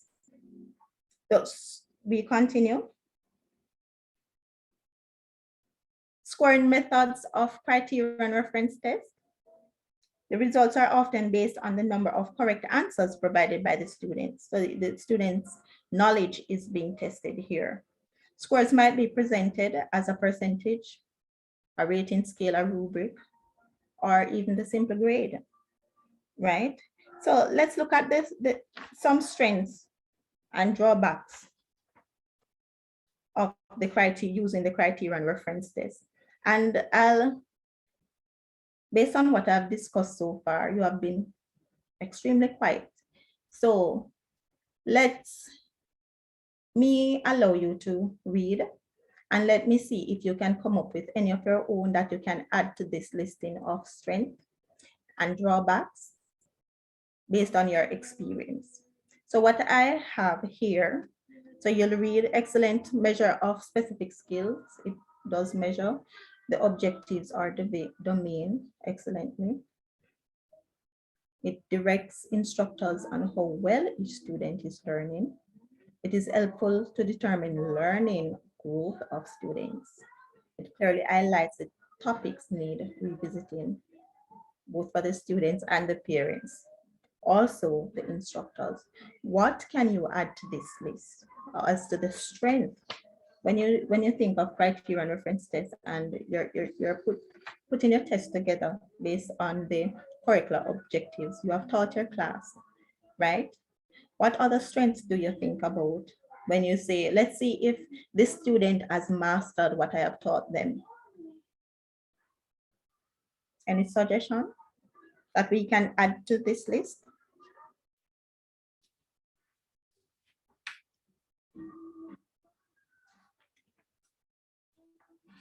All right, very quiet. Let me give you one more. It gives an insight into how well the educational system is producing the desired results. So when the curricula is being put together, are the students taken into consideration when it is gone down to the classroom level? Are the students learning? Are the different techniques effective for the students to learn? All right, so let's look at the drawbacks, right? Since we're all quiet on the strengths. This criterion reference test, it does not allow for the comparison of the performance of the students on a whole. So the only comparison is that, yes, John Brown gets 96 and Tom got 62%. The why would have to be on a more personal basis. You taking the test to analyze which question the student got incorrect and see how to improve, which I believe that this teacher, an effective teacher, would take note of the different topics that the students have faltered on and see how to improve. Also, it is very expensive to create, right? Creating a specific curriculum that is expensive to create. It is expensive to hire specific staff who are professionally trained to create these curriculum so that the CRT test can be developed from them. The CRT requires criterion reference test, that is CRT, requires efficient leadership and collaboration so that when you're developing the curriculum and the different objectives that are set out can be achieved. And it is really focused to the age limit, and it is necessary because they don't want to be, as someone was saying, that you don't want to be testing students on what they haven't learned and the different dynamics that is necessary there. It takes efficient leadership and collaboration to come up with this curriculum so that CRT can be developed from them. And we'll continue, right? So as hinted to, we continue with the strength, how well the educational system is producing desired results as another strength. Higher level cognitive skills such as problem solving, reasoning, and analysis is promoted through the use of open-ended questions. That is another strength of the criterion reference test. It is well suited for training companies as well to assess the learning of trainees. So it's not only for the school, quote unquote, it can also be used within other areas to assess learning, right? Other drawbacks highlighted on this page, it is slow. The process is slow to change a curriculum, right? It requires a lot of effort and time for the development of these questions. So you, the teacher, the lecturer, the instructor, you know, in developing these criteria and reference tests, you have to go analyze the curriculum, right? Having taught your topics, your content, sit down and think about what are the areas that you're going to be testing the students on. And you're going to be developing the question and assigning marks to each and ensure that you have a criteria in place for each question and how criterion in place for each question and the marks associated with each. This is what we were doing. And even the test of right. So in doing the different, that definitely will take a lot of time and effort. And as what we were doing, the table of specifications last week, you can imagine what I'm saying, that it will take a lot of time and effort to develop these questions, right? So let us continue with Shane. I hope he's still gearing with his example of criteria and reference, but before to go ahead of myself, with this, but that is fine, Mr. Lawson. Yeah, but as I was mentioning about the criterion reference test, about the test person on their skills and their proficiency in what they were taught. And as I use one of the example with the math syllabus, and as my colleague has said earlier, it is not just geared for the classroom. It also tests, for example, a driver's test. I mean, it's a standard test and it's a criterion test because you have to score a certain percentage mark to get your driver's license. So a driver's test would classify as a criterion test, and also citizenship test, because, for example, one want to apply for their citizenship in the United States, they would have to answer some questions, but they would not just get some random questions because it is not a norm test to test their IQ. So they will basically get questions to study. And upon these questions, the examiner will pull questions from these questions that you have studied to see if you gain that knowledge from which you have studied to answer the question that have been asked so that you can get your citizenship. So yes, so definitely criterion testing, it's basically test persons on their skill, what they have been taught, and so forth. Another example, it also includes the tests that are given in schools, colleges, in classes by teacher. This helps the teacher determine if the students should pass the class.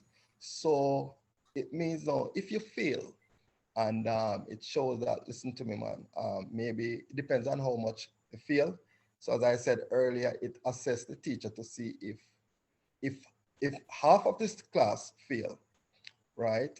It shows that maybe the teacher needs to assess her method of teaching, and she can analyze and see if she is imparting that knowledge effectively. So yes, so that is basically the criterion reference test. So Isaac, can you go ahead and, given that I have spoken about the norm test already, so we'll look at the differences and comparison of norm reference and criterion reference test. So here's a table that we have that that looks at the criteria and reference tests and norm reference tests. So so this table shows you the differences, but I will not read off the table, but I will just go through some of the differences of the criteria and norm tests. So you can listen. A norm reference test is geared at evaluating students by comparing them to others who are similar. That is usually about age.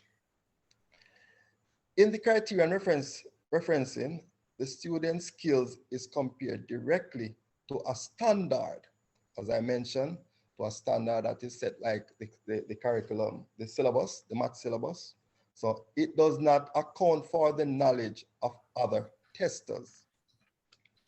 While the norm referencing does not account for mistakes that may exist in the test, the criterion referencing is solely based on the accuracy and effectiveness of the test. It is evaluating the student's knowledge achieved after the disbursement of content knowledge. So, and another one is the norm reference test measures broad skills area taken from a variety of textbooks and syllabi. Criterion reference tests measure the skills the test taker has acquired on finishing a particular curriculum. So norm reference tests must be administered in a standard format. Criterion reference tests need not be administered in a standard format. For example, a teacher, when she is testing her students, she can just test them on some questions. So it's not has to go by a collective body, for like the norm testing. So this can be just test, sorry, by a teacher in our classroom. So norm reference test scores are reported in a percentile, as my colleague has spoke about. Criterion reference test scores are reported in categories of percentage. So that is, I will hand it over now to my colleagues so they can finish up. I see you can go ahead or not. Thank you, Shane. You're welcome. Okay. So let's get you guys awake to see what is it that you have learned. So I want to hear your feedback through you participating in this quiz. Let's see what you have learned. And I must say thank you to all those persons who have participated in the norm reference activity over the weekend. And I'm sure, Doctor, we can share with you the link so that you can see the questions that were given and the class participated in for us to get the results. So that you can access the link. Yes, I'm looking at it, but how did you give them this before? No, this is the link to know what you have learned. So they must do it now. Yes, so this is to assess what you have learned based on the presentation. So I hope you guys were taking notes and listening, right? And so, Doctor, what I can do, I'll ask Iselin to drop in the chat the link for the one that was used for the norm reference test.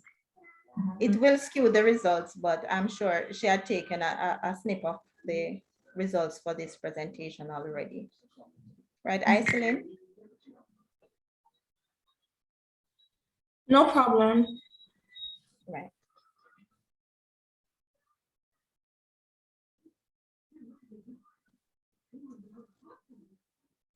So at the end of the test, persons taking the test, the score you will see is a criterion reference score. So if you're getting 5 out of 10, that is your score.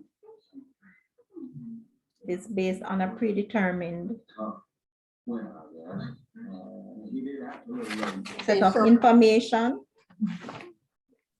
Yes, doctor? No, I was asking if that's the end now. Yes, and thank you very much. All right, so, thank you, group. What about my next group now? Are you ready? Let's see if we can get Good through. afternoon, Doc. Will we be able to finish in the half an hour? I don't think so. We might have to go over.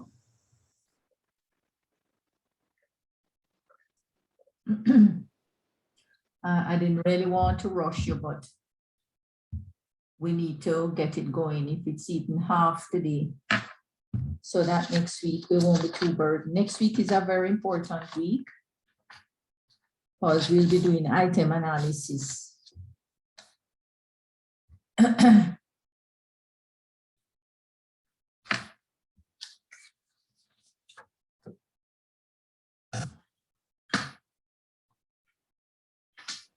All right, so good afternoon, everybody. We are group 4B.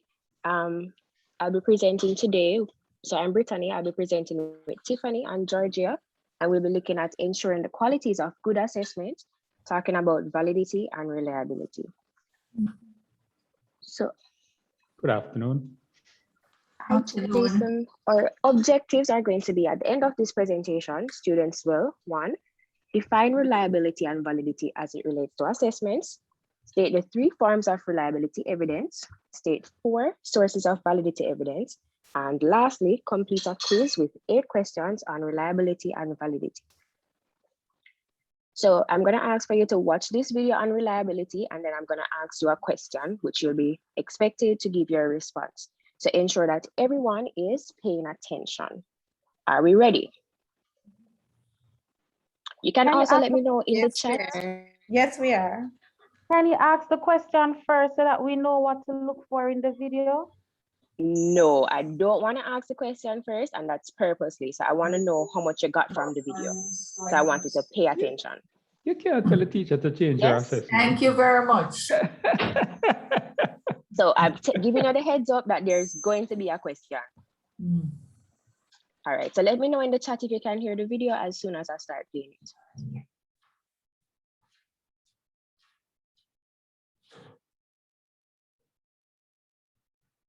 Hi, and welcome to 2-Minute Theory of Knowledge. Hearing In loud this and clear, episode, okay? what is reliability?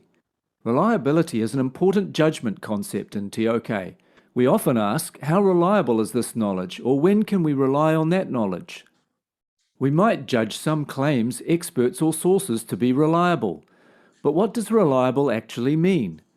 Reliable can mean trustworthy, dependable, predictable, or consistent. Reliability means we can have confidence in the accuracy and/or usefulness of knowledge. But how do we know who or what to trust? Probably the most useful way to think of reliability is in association with consistency. The more we test something over and over and get the same answer or result, the more we can rely on the same thing happening again next time. And this is the basis of science. Controlled, repeated testing that gives consistent results leads to what is considered reliable scientific knowledge. In history, evidence might be considered reliable if it is consistent with other evidence, and the only way to know this is to check lots of sources. Mathematical knowledge is often considered the most reliable because of its consistency, whereas the interpretation of art can be subjective and therefore inconsistent and perhaps unreliable. On the other hand, some may find art a more reliable source of emotional or cultural knowledge. Knowledge is seldom totally reliable or unreliable, and knowledge can be reliable in one situation and unreliable in another, so understanding the context is vital when assessing reliability. When facing the question, how reliable is this or that knowledge, you need to consider who made it, why, who is relying on it, for what, in what circumstances, and so on. But don't just take my word for it. To what extent am I reliable? Thanks for watching this episode of 2-Minute Theory of Knowledge.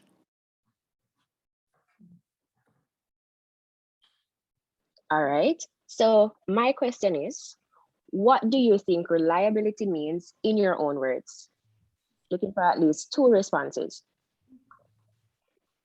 So based on the video, what do you think reliability means? Or if you don't have a definition down to T, you can give me an example of reliability. Reliability to me would mean that the information is consistent. So from a particular source, you're getting consistent, accurate information. All right, so definitely love that word consistent. Anybody else? If you are assessing something and you, for example, you are assessing a method and you get a particular response, if another person were to use that same method, they should get the same result. So not only is it consistent, but the results should be the same. I hope I make sense. All right, love that. And who was talking to me? This is Sashane McLean. All right, Sashane, love that. So from the video, we were able to see what reliability is. So according to Papam, when we talk about reliability, we talk about the consistency with which a test measures whatever it's supposed to be measuring. So that is the absence of any measurement errors that would distort a student's score. So here we're looking at the results that they should be the same if they are given in a similar or administered over time in a different circumstance. So just exactly like what Sashane was saying, if you give the same test over and over and over, if the test is reliable, you should get the same, or the reading should be consistent. Anybody have any questions? Is it clear? Very clear. All right, very clear. Moving on. So when we talk about reliability, we say reliable assessment gives consistent results. Just 1 minute, 1 minute. Did you note, go back to that first slide? The definition or the... Right, you notice that it says that is the absence of measurement errors that would distort a student's score.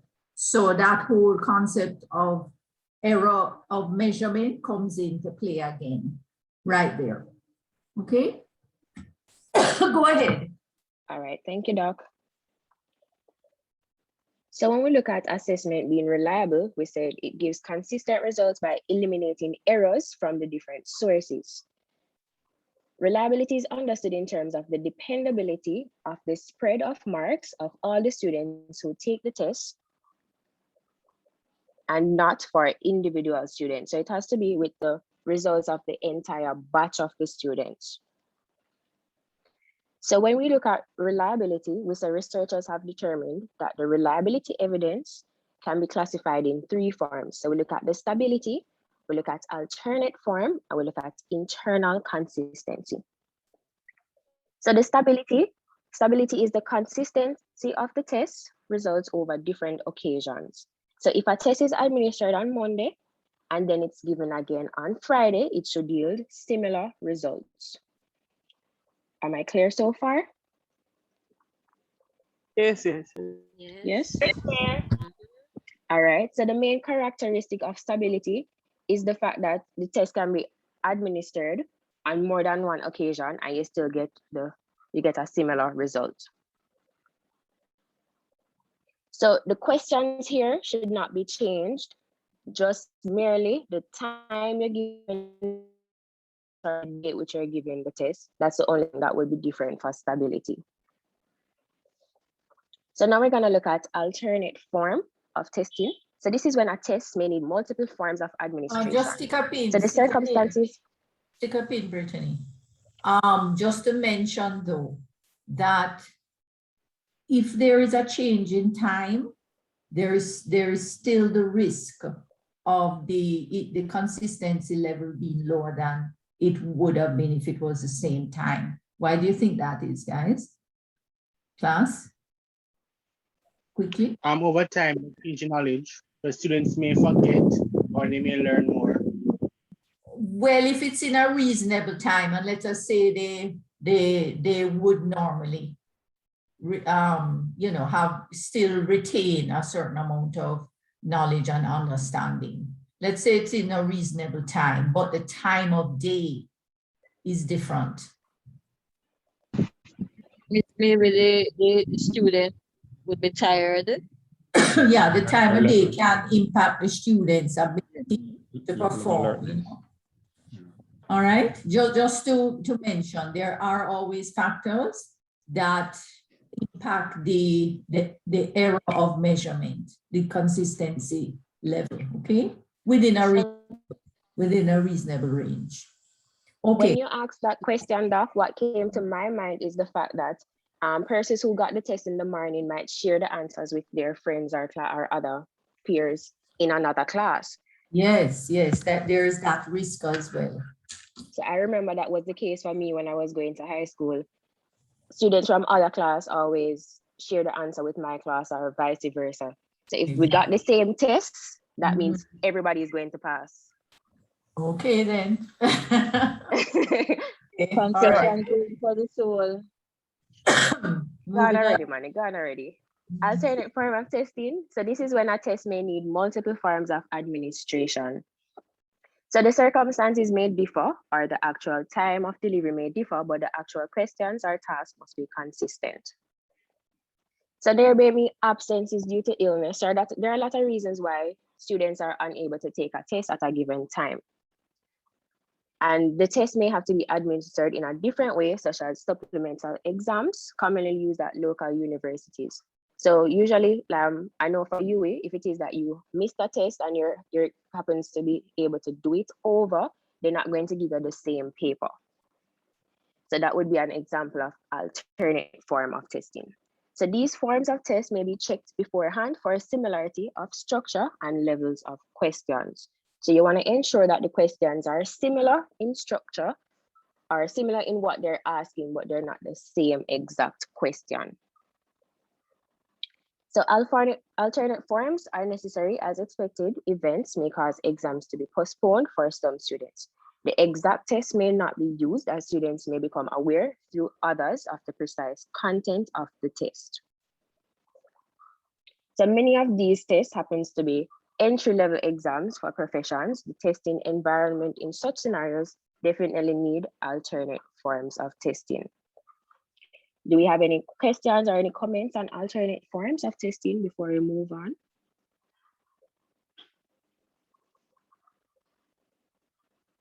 Oh, no. All right, so we're going to look at the third one, which is now internal consistency. So this refers to the homogeneous nature of the test questions. When we say homogeneous, anybody knows what homogeneous means? Similar. Same, similar, of the same kind. So for internal consistency, we're saying that the questions are going to be of the same kind. They must have a similarity of level, content, and purpose. An example of this could be for a lot of persons at UA who did do any course in econ. Whenever it is that you have a quiz, you don't all get the same 10 questions, or you don't all get the same 15 questions. So yes, it's on the same topic. Yes, the questions might be similar, but they're from a question bank. And the computer would select at random 15 questions for each person. So if you're sitting beside your friends, you're not all gonna have the same questions. So it is better to use a reasonable number of items or questions to achieve internal consistency. And here is why. So Popham speaks of an analogy of using soup taste to uncover a good taste of lots of scoops into the broth. Best explains how numerous items makes for a better taste. So basically what Popham is saying, to illustrate, if you set out to measure a student's mathematics achievement with a test of 100 items to include various aspects of mathematics, you're opting to get a more precise fix on a student's mathematical prowess. So the more questions you have on the test, it's easier for you to judge how well the student is performing in the topics, as opposed to you only putting one question. You cannot have one question on all the topics. So if you put one question, it can only test that one topic or that one learning objective. So suppose that is the one topic that the student cannot do. So here we're seeing that it doesn't show what the student really can do. So Papam is saying, if you take one ladle of the soup and put it in a bowl, and then you go ahead and take another ladle full of soup, the more soup that you're putting in the bowl is the more variety of things you can see what is in the soup. Anybody getting that analogy?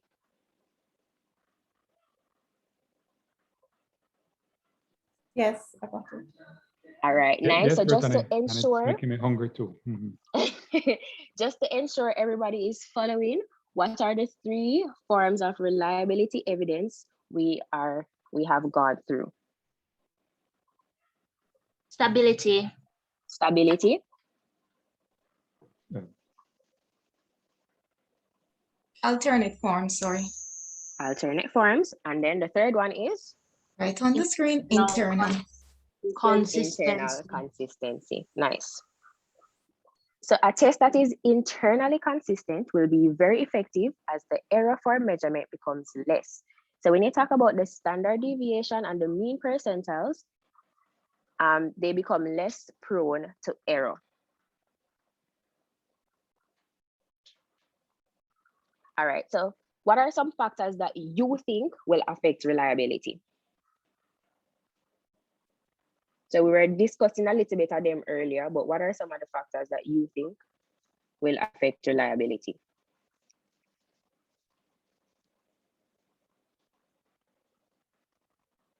The psychological state. All right, so Time. psychological state, and I'm gonna simplify that to just say, what is the mood of the person taking the exam, or what is the mood of the atmosphere? How do they feel going into the exam? Are we nervous? Are we anxious? Are we calm? Did we prepare enough that we feel that we don't need to be nervous? Nice. Anybody else?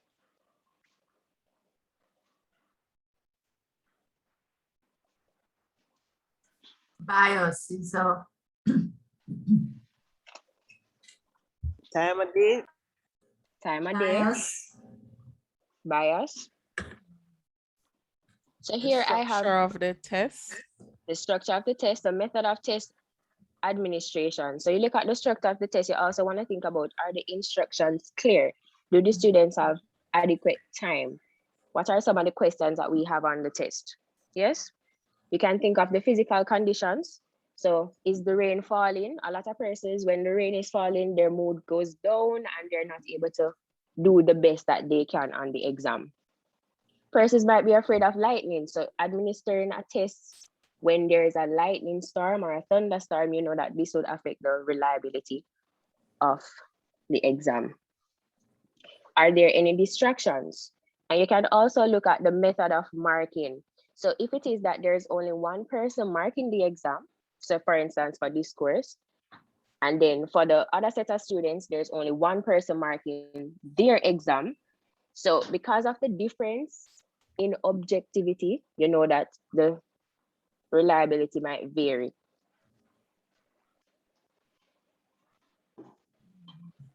All right, how can we enhance reliability? So we can think about the variations in the test we should have talked about a little bit earlier. So if you're having more questions, so if you have more questions on the test, this can measure the student's ability to grasp that topic. So a different sample might yield to different results. And variations in the marking, as I just alluded to, markers' judgment can be as variable as people's performance. So what one way we can do is have more than one person's mark a paper and see if it is that the grade that the first person gave is similar to what they would give. Or having more than one person's check the paper to ensure that everything is covered in terms of based on the rubric. Good example of using this is also marking essays and other open-ended items where you know the students have to give their own responses. All right, so now I'll hand over to Tiffany. All right, thank you, Brittany. All right, so today I'll be looking at validity. Can you go ahead and switch the slides, please, and play the video? Thank you.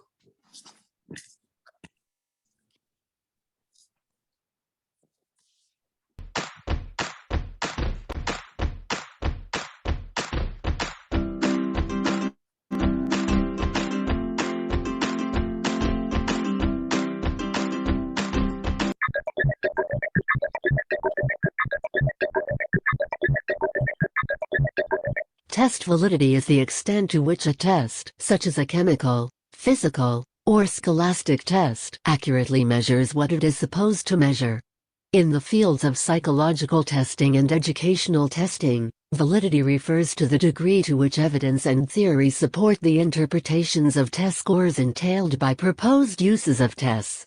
Although classical models divided the concept into various validities, such as content validity, criterion validity, and construct validity, the currently dominant view is that validity is a single unitary construct.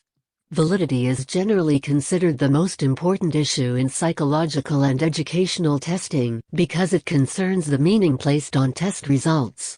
Though many textbooks present validity as a static construct, various models of validity have evolved since the first published recommendations for constructing psychological and education tests.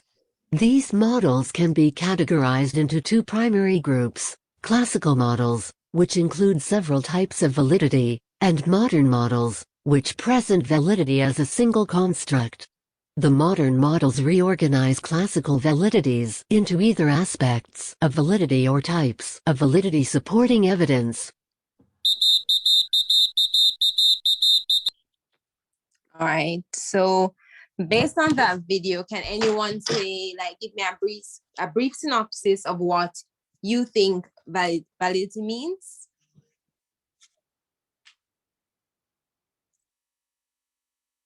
Don't all answer at once, guys.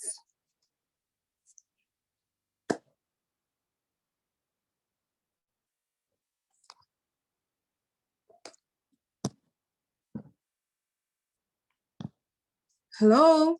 Anyone hearing me? Yes. Yes, teacher. No one can tell me what validity means? No, teacher. Factual. All right, factual, I'll take that. All right, Test, thank you. so the test measure what the test is supposed to measure. I guess Alright, like thank if you have a, okay. All right, thanks. All right, so validity, according to Popham, is hands down the most significant concept in psychometrics. Yeah, understand. All right, thanks for that, Lisa. All right, so validity is the extent to which what is assessed is what the assessor sets out to assess. And it can also be defined as a degree to which an instrument measures what it is supposed to measure and consequently permits appropriate interpretation of scores. All right, so validity is synonymous with truthfulness, and it is, as we said, the most important or significant quality of a good test. This is the degree to which the test measures what it purports to measure, according to Popham. And the test is intended to provide results and inferences. And it also must be a reflection of its intent. So for example, a science exam must be a reflection of the curriculum, and it should not be an exercise to test correct grammar or reading. All right, so we have different types of validity we're going to talk about for today. We have face validity, content validity, and we have criterion validity, which can be further subdivided into predictive validity and concurrent validity, and we also have construct validity. All right, so we talk about face validity. We're talking that this is the most simple and basic level of validity. And it basically states that the assessment should look like what it claims to be measuring or claims to be assessing rather. An example is like a science test in which students read the scales of an instrument drawn in a book as a measure of whether or not they can read an instrument. So it should look like what it is saying it is setting out to assess. Everyone understand so far? Yes. Yes, Stephanie, so far. All right, awesome. So next we have content-related validity, evidence of validity. When we talk about content-related evidence of validity, we're talking about, of course, we know content can be conceived broadly. as it refers to much more than factual information. But the ones of most importance to educators are knowledge, skills, and attitudes. And as the test items coincide less with the assessment domain, the weaker is the content-related evidence of validity. Do we understand that? We're going to get into it a little bit more. Yes, so it's okay. yes, Tiffany. All right, perfect. Moving on. All right, so the representativeness or the sampling adequacy of the content, which is the substance, the matter, or the topic. That is basically what content validity is. How well the assessment represents the content that was covered. So it's the extent to which the test adequately covers the syllabus objectives. The test or the assessment must accurately reflect the content of the curriculum or what the knowledge, or what knowledge rather, my bad, has been garnered throughout the course. If the course goes out of the scope of the intent, it is not valid. For example, a spelling test for a grade 5 student should not contain advanced terminologies or advanced words. All right. Calm down. All right. So a spelling test for a grade 5 student cannot contain advanced words that you generally see in a spelling test for a CSEC class. So we're looking at the varying degrees to which the test items represent the assessment domain. So of course, on your left, top hand, not really corner, but at the center there, you can see the assessment domain being represented by a box. And on the right, you can see the test items being represented by dots. The first one represents excellent representativeness of the construct evidence of validity. So that is when the test items are nicely dispersed throughout the assessment domain, and of course the others represent inadequate representativeness. You guys understand what that little figure right there is representing? Yes, Tiffany. All right, perfect. Next slide. All right, so how do we establish content validity? Tests must reflect both content of the course and a balance of teaching. Also, you want to be bear in mind the length of the test. So the sample must be representative of the most important topics covered. So you don't want to spend a lot of time covering, let's say, for instance, photosynthesis, and a little bit of time covering cells. But when the students get the test, you have a lot of test questions on cells, but very few on photosynthesis. All right, the selection of topics as well. The questions must reflect the way in which a topic was treated during the term. So as I said earlier, you don't want to have key concept and you spend a lot of time on one, but the test is the reverse of that, so to speak. And of course, the test blueprint, which basically refers to the test should be representing the objectives that were covered during the course or the class. All right, so the subjective element of content validity. You should note well that this is regarded as the matter of individual judgment, as it is the teacher who decides what is to be tested, the weightings for the various aspects of the test, etc. This is seen as the subjective element. And it is worthwhile establishing test validity as the information derived from an invalid test is useless. All right, so let's repeat that. So it is worthwhile, let's stay there for a bit. So it is worthwhile establishing test validity as the information derived from an invalid test is useless. So of course, if you give a test that is not measuring the key concept covered or the concept was covered, the scores that you're going to get from it or what you're trying to assess from it can't be accurate, so to speak. All right, moving on. All right, so factors affecting validity. Of course, we spoke about or did we? The length of the test. So a short test is likely to be less valid. The choice of test techniques. Each technique has certain inbuilt tendencies to be reliable, and the techniques of writing items, vaguely worded items, complex syntax, etc., tend to affect both the validity and the reliability of the test.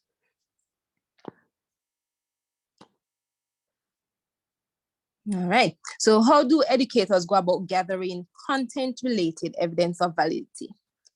They do so by using what we call developmental care. So educators can employ a set of test development procedures that is focused on ensuring that the assessment domain content is properly reflected in the assessment procedure itself.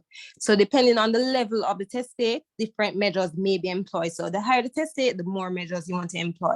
For example, a higher test state, you'd probably need experts to recommend the knowledge and skills that should be measured. A group of subject-related teachers, college professors, and associational teachers at the varying geographical levels, meaning regional, state, national levels, if the test if it's at a higher stake. So for example, the SATs or the CSEC exams versus a regular quiz.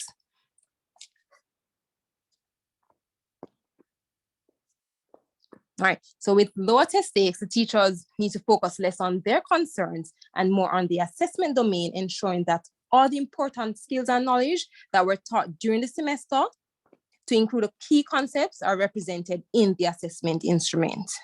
And the second one, of course, is the external reviews. This is where an assembly of judges who rate the content appropriateness of the given test in relationship to the assessment domain the test allegedly represents.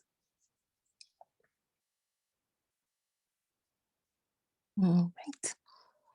So it will be difficult and unfair if, all right, so let's go. One of the popular habits of good educators is to make the test assessment domain, the ambit or scope clear by providing a list of topics for the test. So the test is not testing what it's supposed to test, and it's testing something that was not covered during the semester, it would be unfair and also difficult for the student.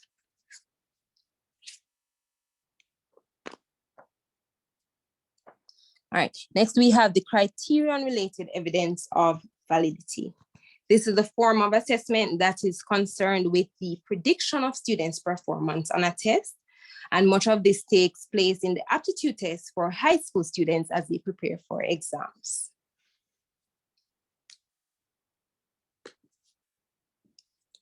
Right, so it is all about the prediction or the expectation which will determine the student's acceptance into an external program.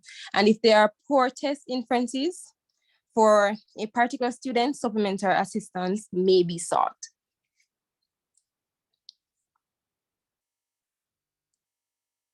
Right. So the criterion-related aspects can adequately equip or guide educators, and it is a very proactive part of the education process. Tiffany? Yes. Is this like the mock exams?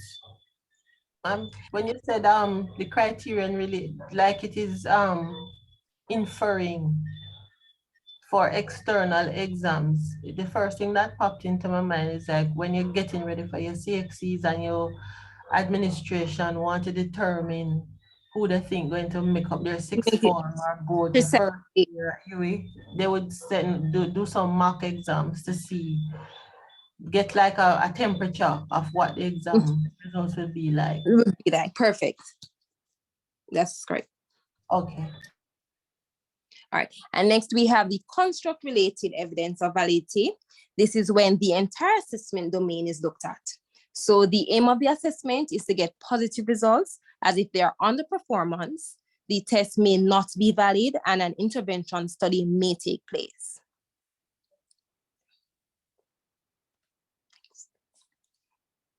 Right. So this would seek to address the negative inferences and remedy them. This part of the validity creates an equitable learning environment and is the most comprehensible part of the validity as a concept. So do we understand what we use that one to do? Yes. I'm gonna take no as yes. Let's move on. No answers, yes.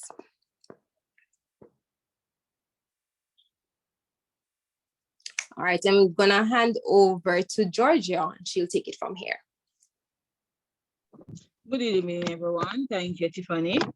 All right, I'll be looking at the relationship between reliability Hold and on a second. Jason has a Jason saying slow down a tad, Tiffany. Is there something that you want us to go over or you're good? No, just saying good evening. Sorry. No man, in the chat you say slow down a tad. Everything is good. No, that was when she was That's rushing fine. earlier. Just He for to wanted slow her down a bit. Yeah, that's fine. Sorry. Go ahead. Can I go ahead now? Can Yes, I ma'am. continue? Okay. All right, so I'll be looking at the relationship between reliability and validity. Reliability is a prerequisite of validity. A test that is highly reliable is always a valid measure of some function. And according to Papam 2017, he explained that a test is reliable. If a test is reliable, it is may or may not be valid. But if a test is valid, it is also always reliable. Excellent. Continue the relationship. While reliability is a property of an assessment procedure, validity is the property of the information that is produced by that particular assessment. Both blended,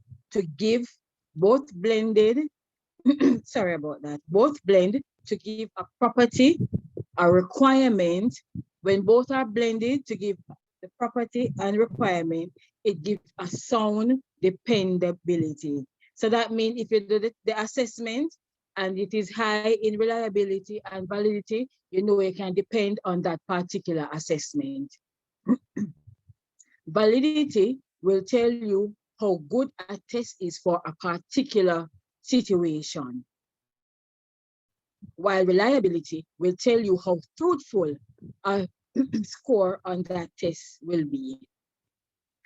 Ideally, the aim is to achieve validity and reliability, very high standard, but that is not always possible.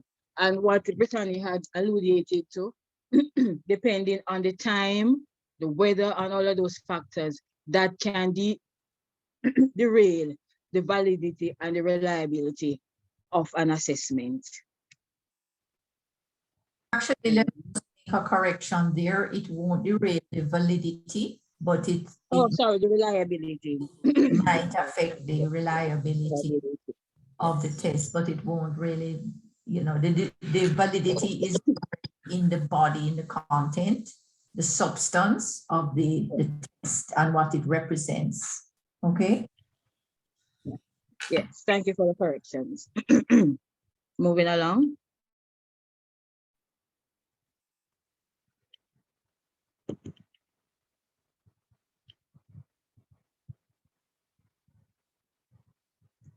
Okay, all right, so look at this picture. Don't zoom it as yet, Brittany. I want some feedback as to what exactly, looking at this picture, what exactly are you seeing? What you make of it?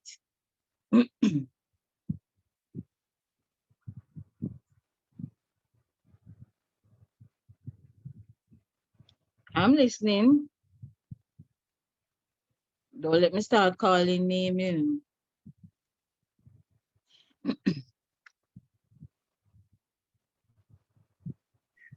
So some scatter shots in third from the left, yeah? Some scatter shot in the third left, okay. And what do you think that would represent as it relates to validity and reliability?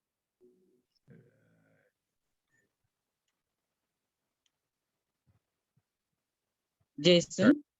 Sorry, it seems like both of them have scored poorly. Not reliable, not valid. Okay. Okay, good. So the test shows if it is high in validity or low in reliability. So all the four different ones shows when they're not matching or when they're matching in reliability and validity. Good. Perfect. And who was that speaking, Kimberly, right? Correct, Georgia. Teach. What do you mean by matching and not matching? For example, Doc, if I should select the first diagram, which says reliable, not valid, it means that the test overall, we cannot depend on it because it's, wait, reliable, not valid. Oh, never mind. The test is reliable, however, when it comes onto the validity part, it failed. So in other words, that test would not be the best suit for students, I think. Somebody else making a comment?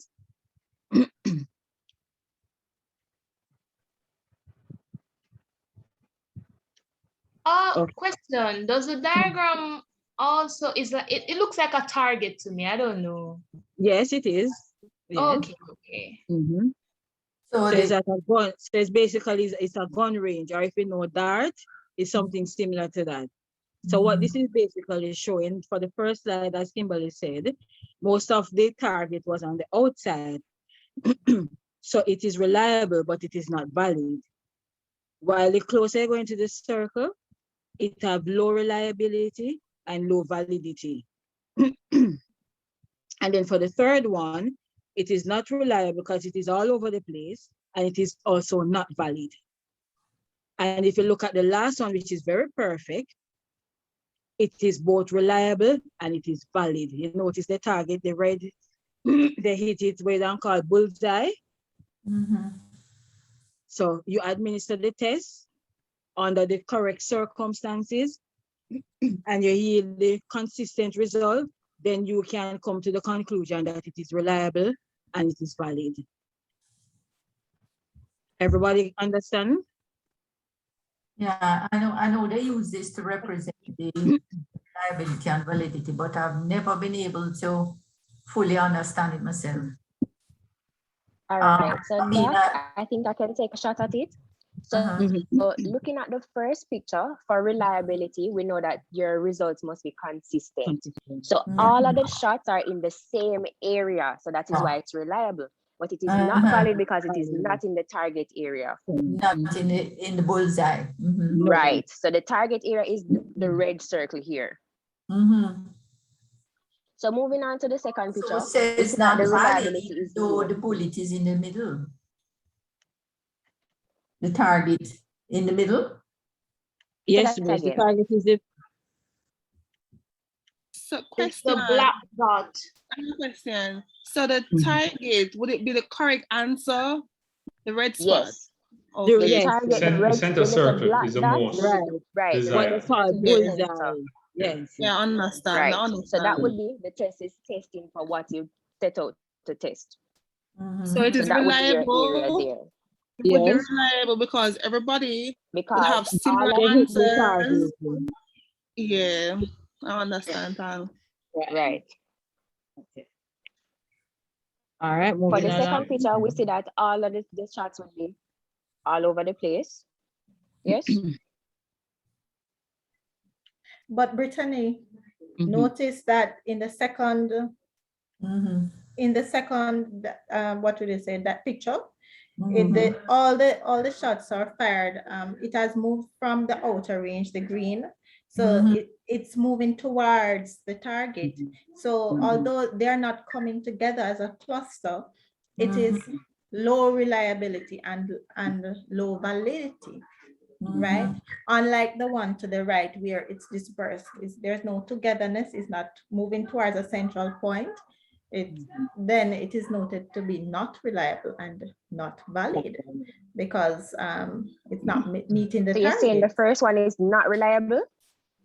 No, the first one is reliable, but it is not valid. Right.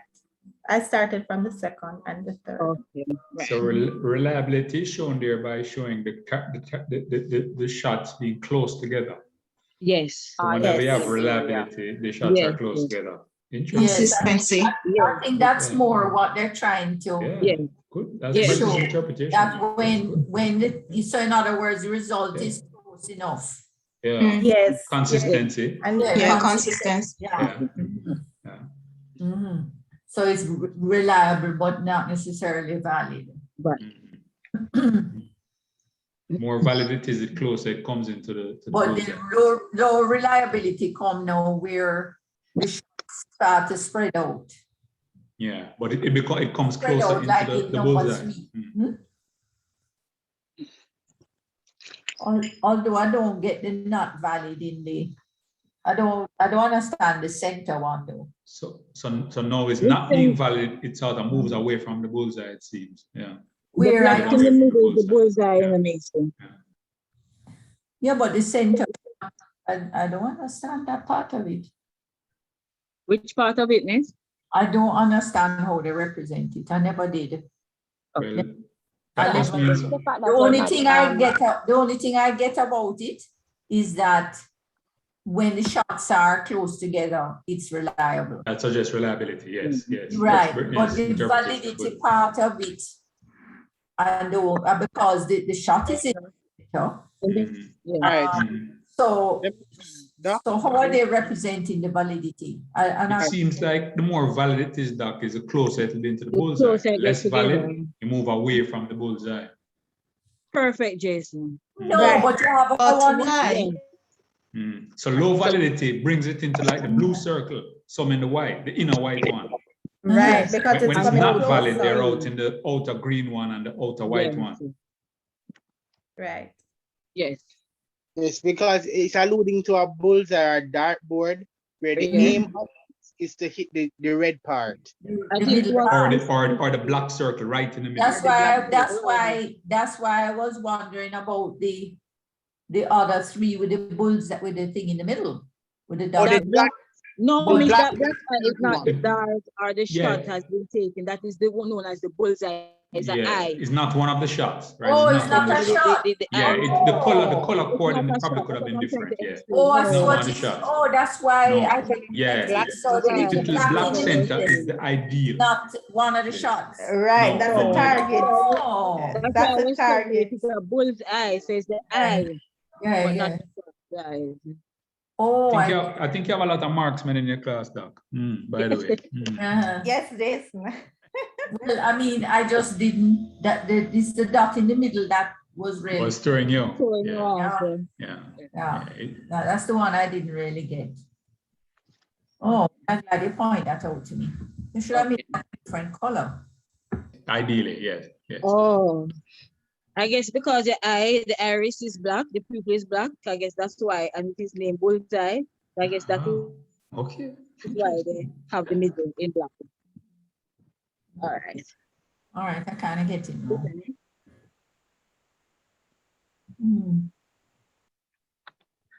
All right, so what are some of the complications for school as it relates to reliability and validity? Assessment development by schools should be validated. Consequentially, validity, teachers should consider how they actually use assessment for planning for teaching and learning. And as Brittany and Tiffany had alluded to, if you're doing an assessment and you're testing the validity and the reliability, and she looked at photosynthesis and I don't remember the other one. So you wouldn't give a lot of things on the photosynthesis. You would ensure that whatever you're covering in the assessment, those are the topics that you would focus on. The other one was cells. And cells, right. Yeah. Thank you, Tiffany. The Tanisha. Tanisha. Teachers should examine students' actual response to ensure the assessment is eliciting the required response.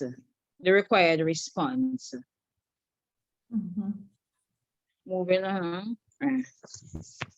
Are the implications for school?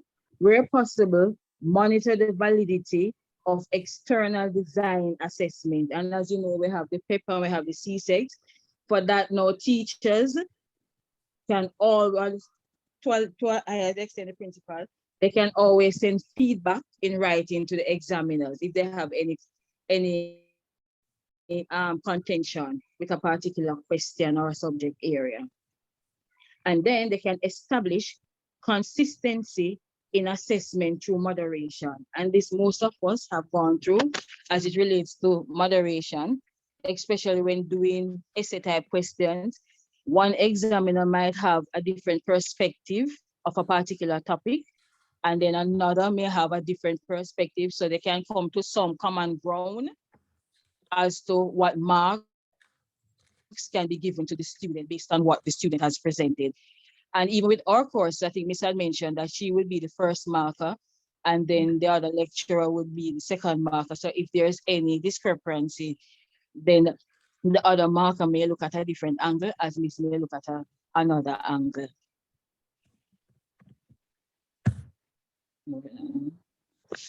All right.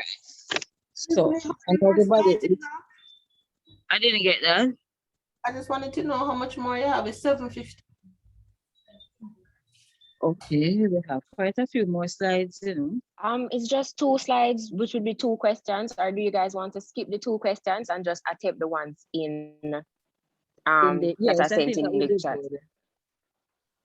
So do you want to go through an example of what is on the quiz, or do you just want to go straight to the quiz? I would call it a night. I think you have to go through the example. So just 2 questions. Brittany, go ahead. Go ahead.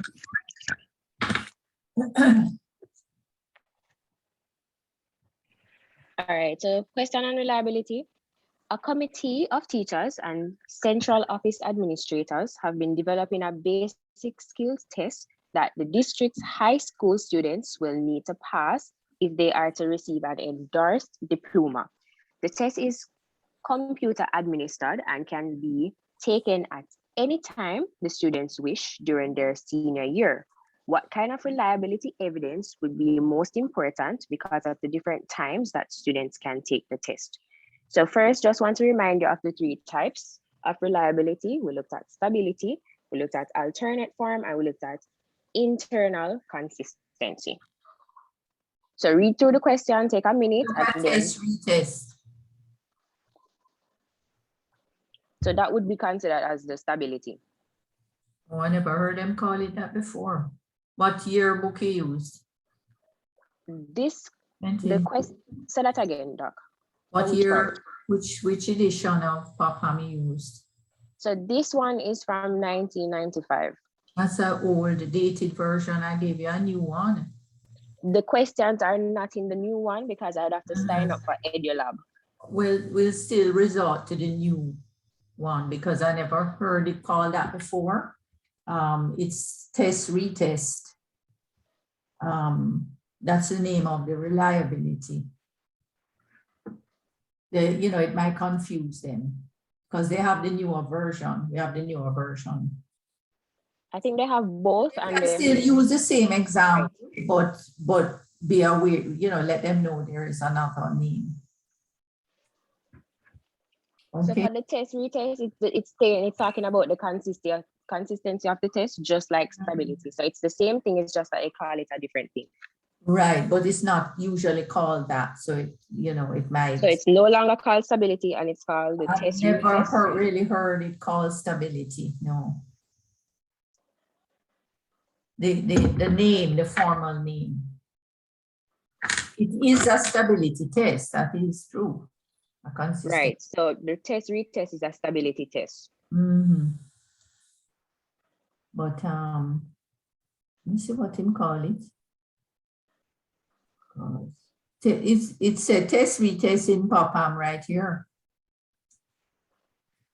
I'm looking at the POPAM book and it says test retest. Test retest evidence. Mm-hmm. Yeah, he has it as test retest in the new. That's a very old edition. So guys, remember it's called test retest. You hear? To measure the consistency of results among different testing occasions, page 75 in Popham. Go ahead, go ahead. Did anybody answer question? The sender brain is fried, miss. Well, Is not the answer? yeah, what's the type of test she's asking that would be suitable, appropriate for this scenario? To test reliability of it.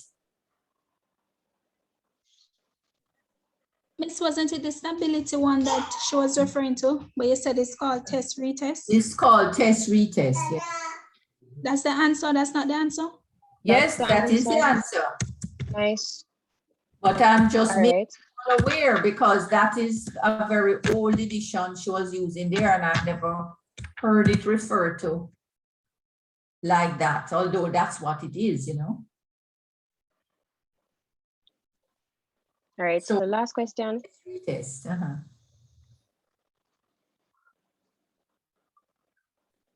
And it's It in says, Popham.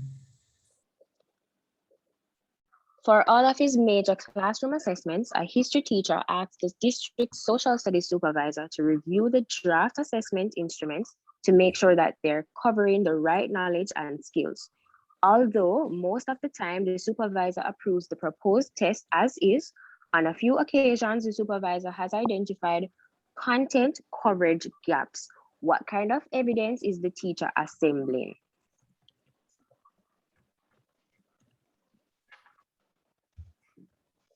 Content-related evidence of validity.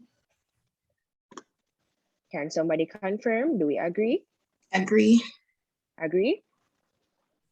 And it's not criteria reference, it's criterion reference, isn't it? Yes, it's criterion.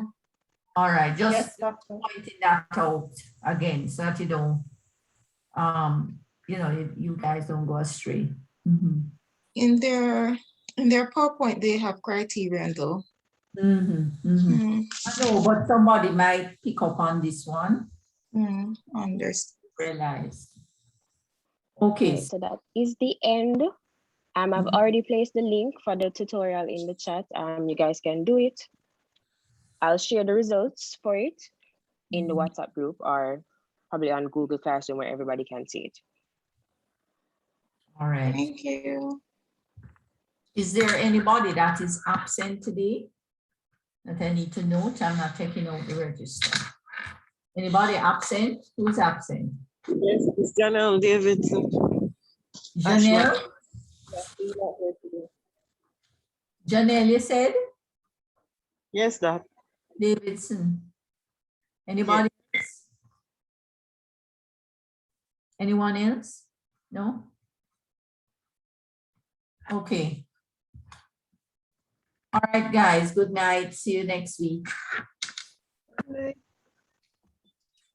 night, Doc. I'm going to send you an email. Talking. Tedisha. Oh, okay. I'll send you an email. All right then. Okay. Okay. Thank you. Bye. Bye. Bye. Good night, guys. I have to go to work now. Good night. All right, nice. Good night. Bye, Doc. Bye. Have a good night. Thank you.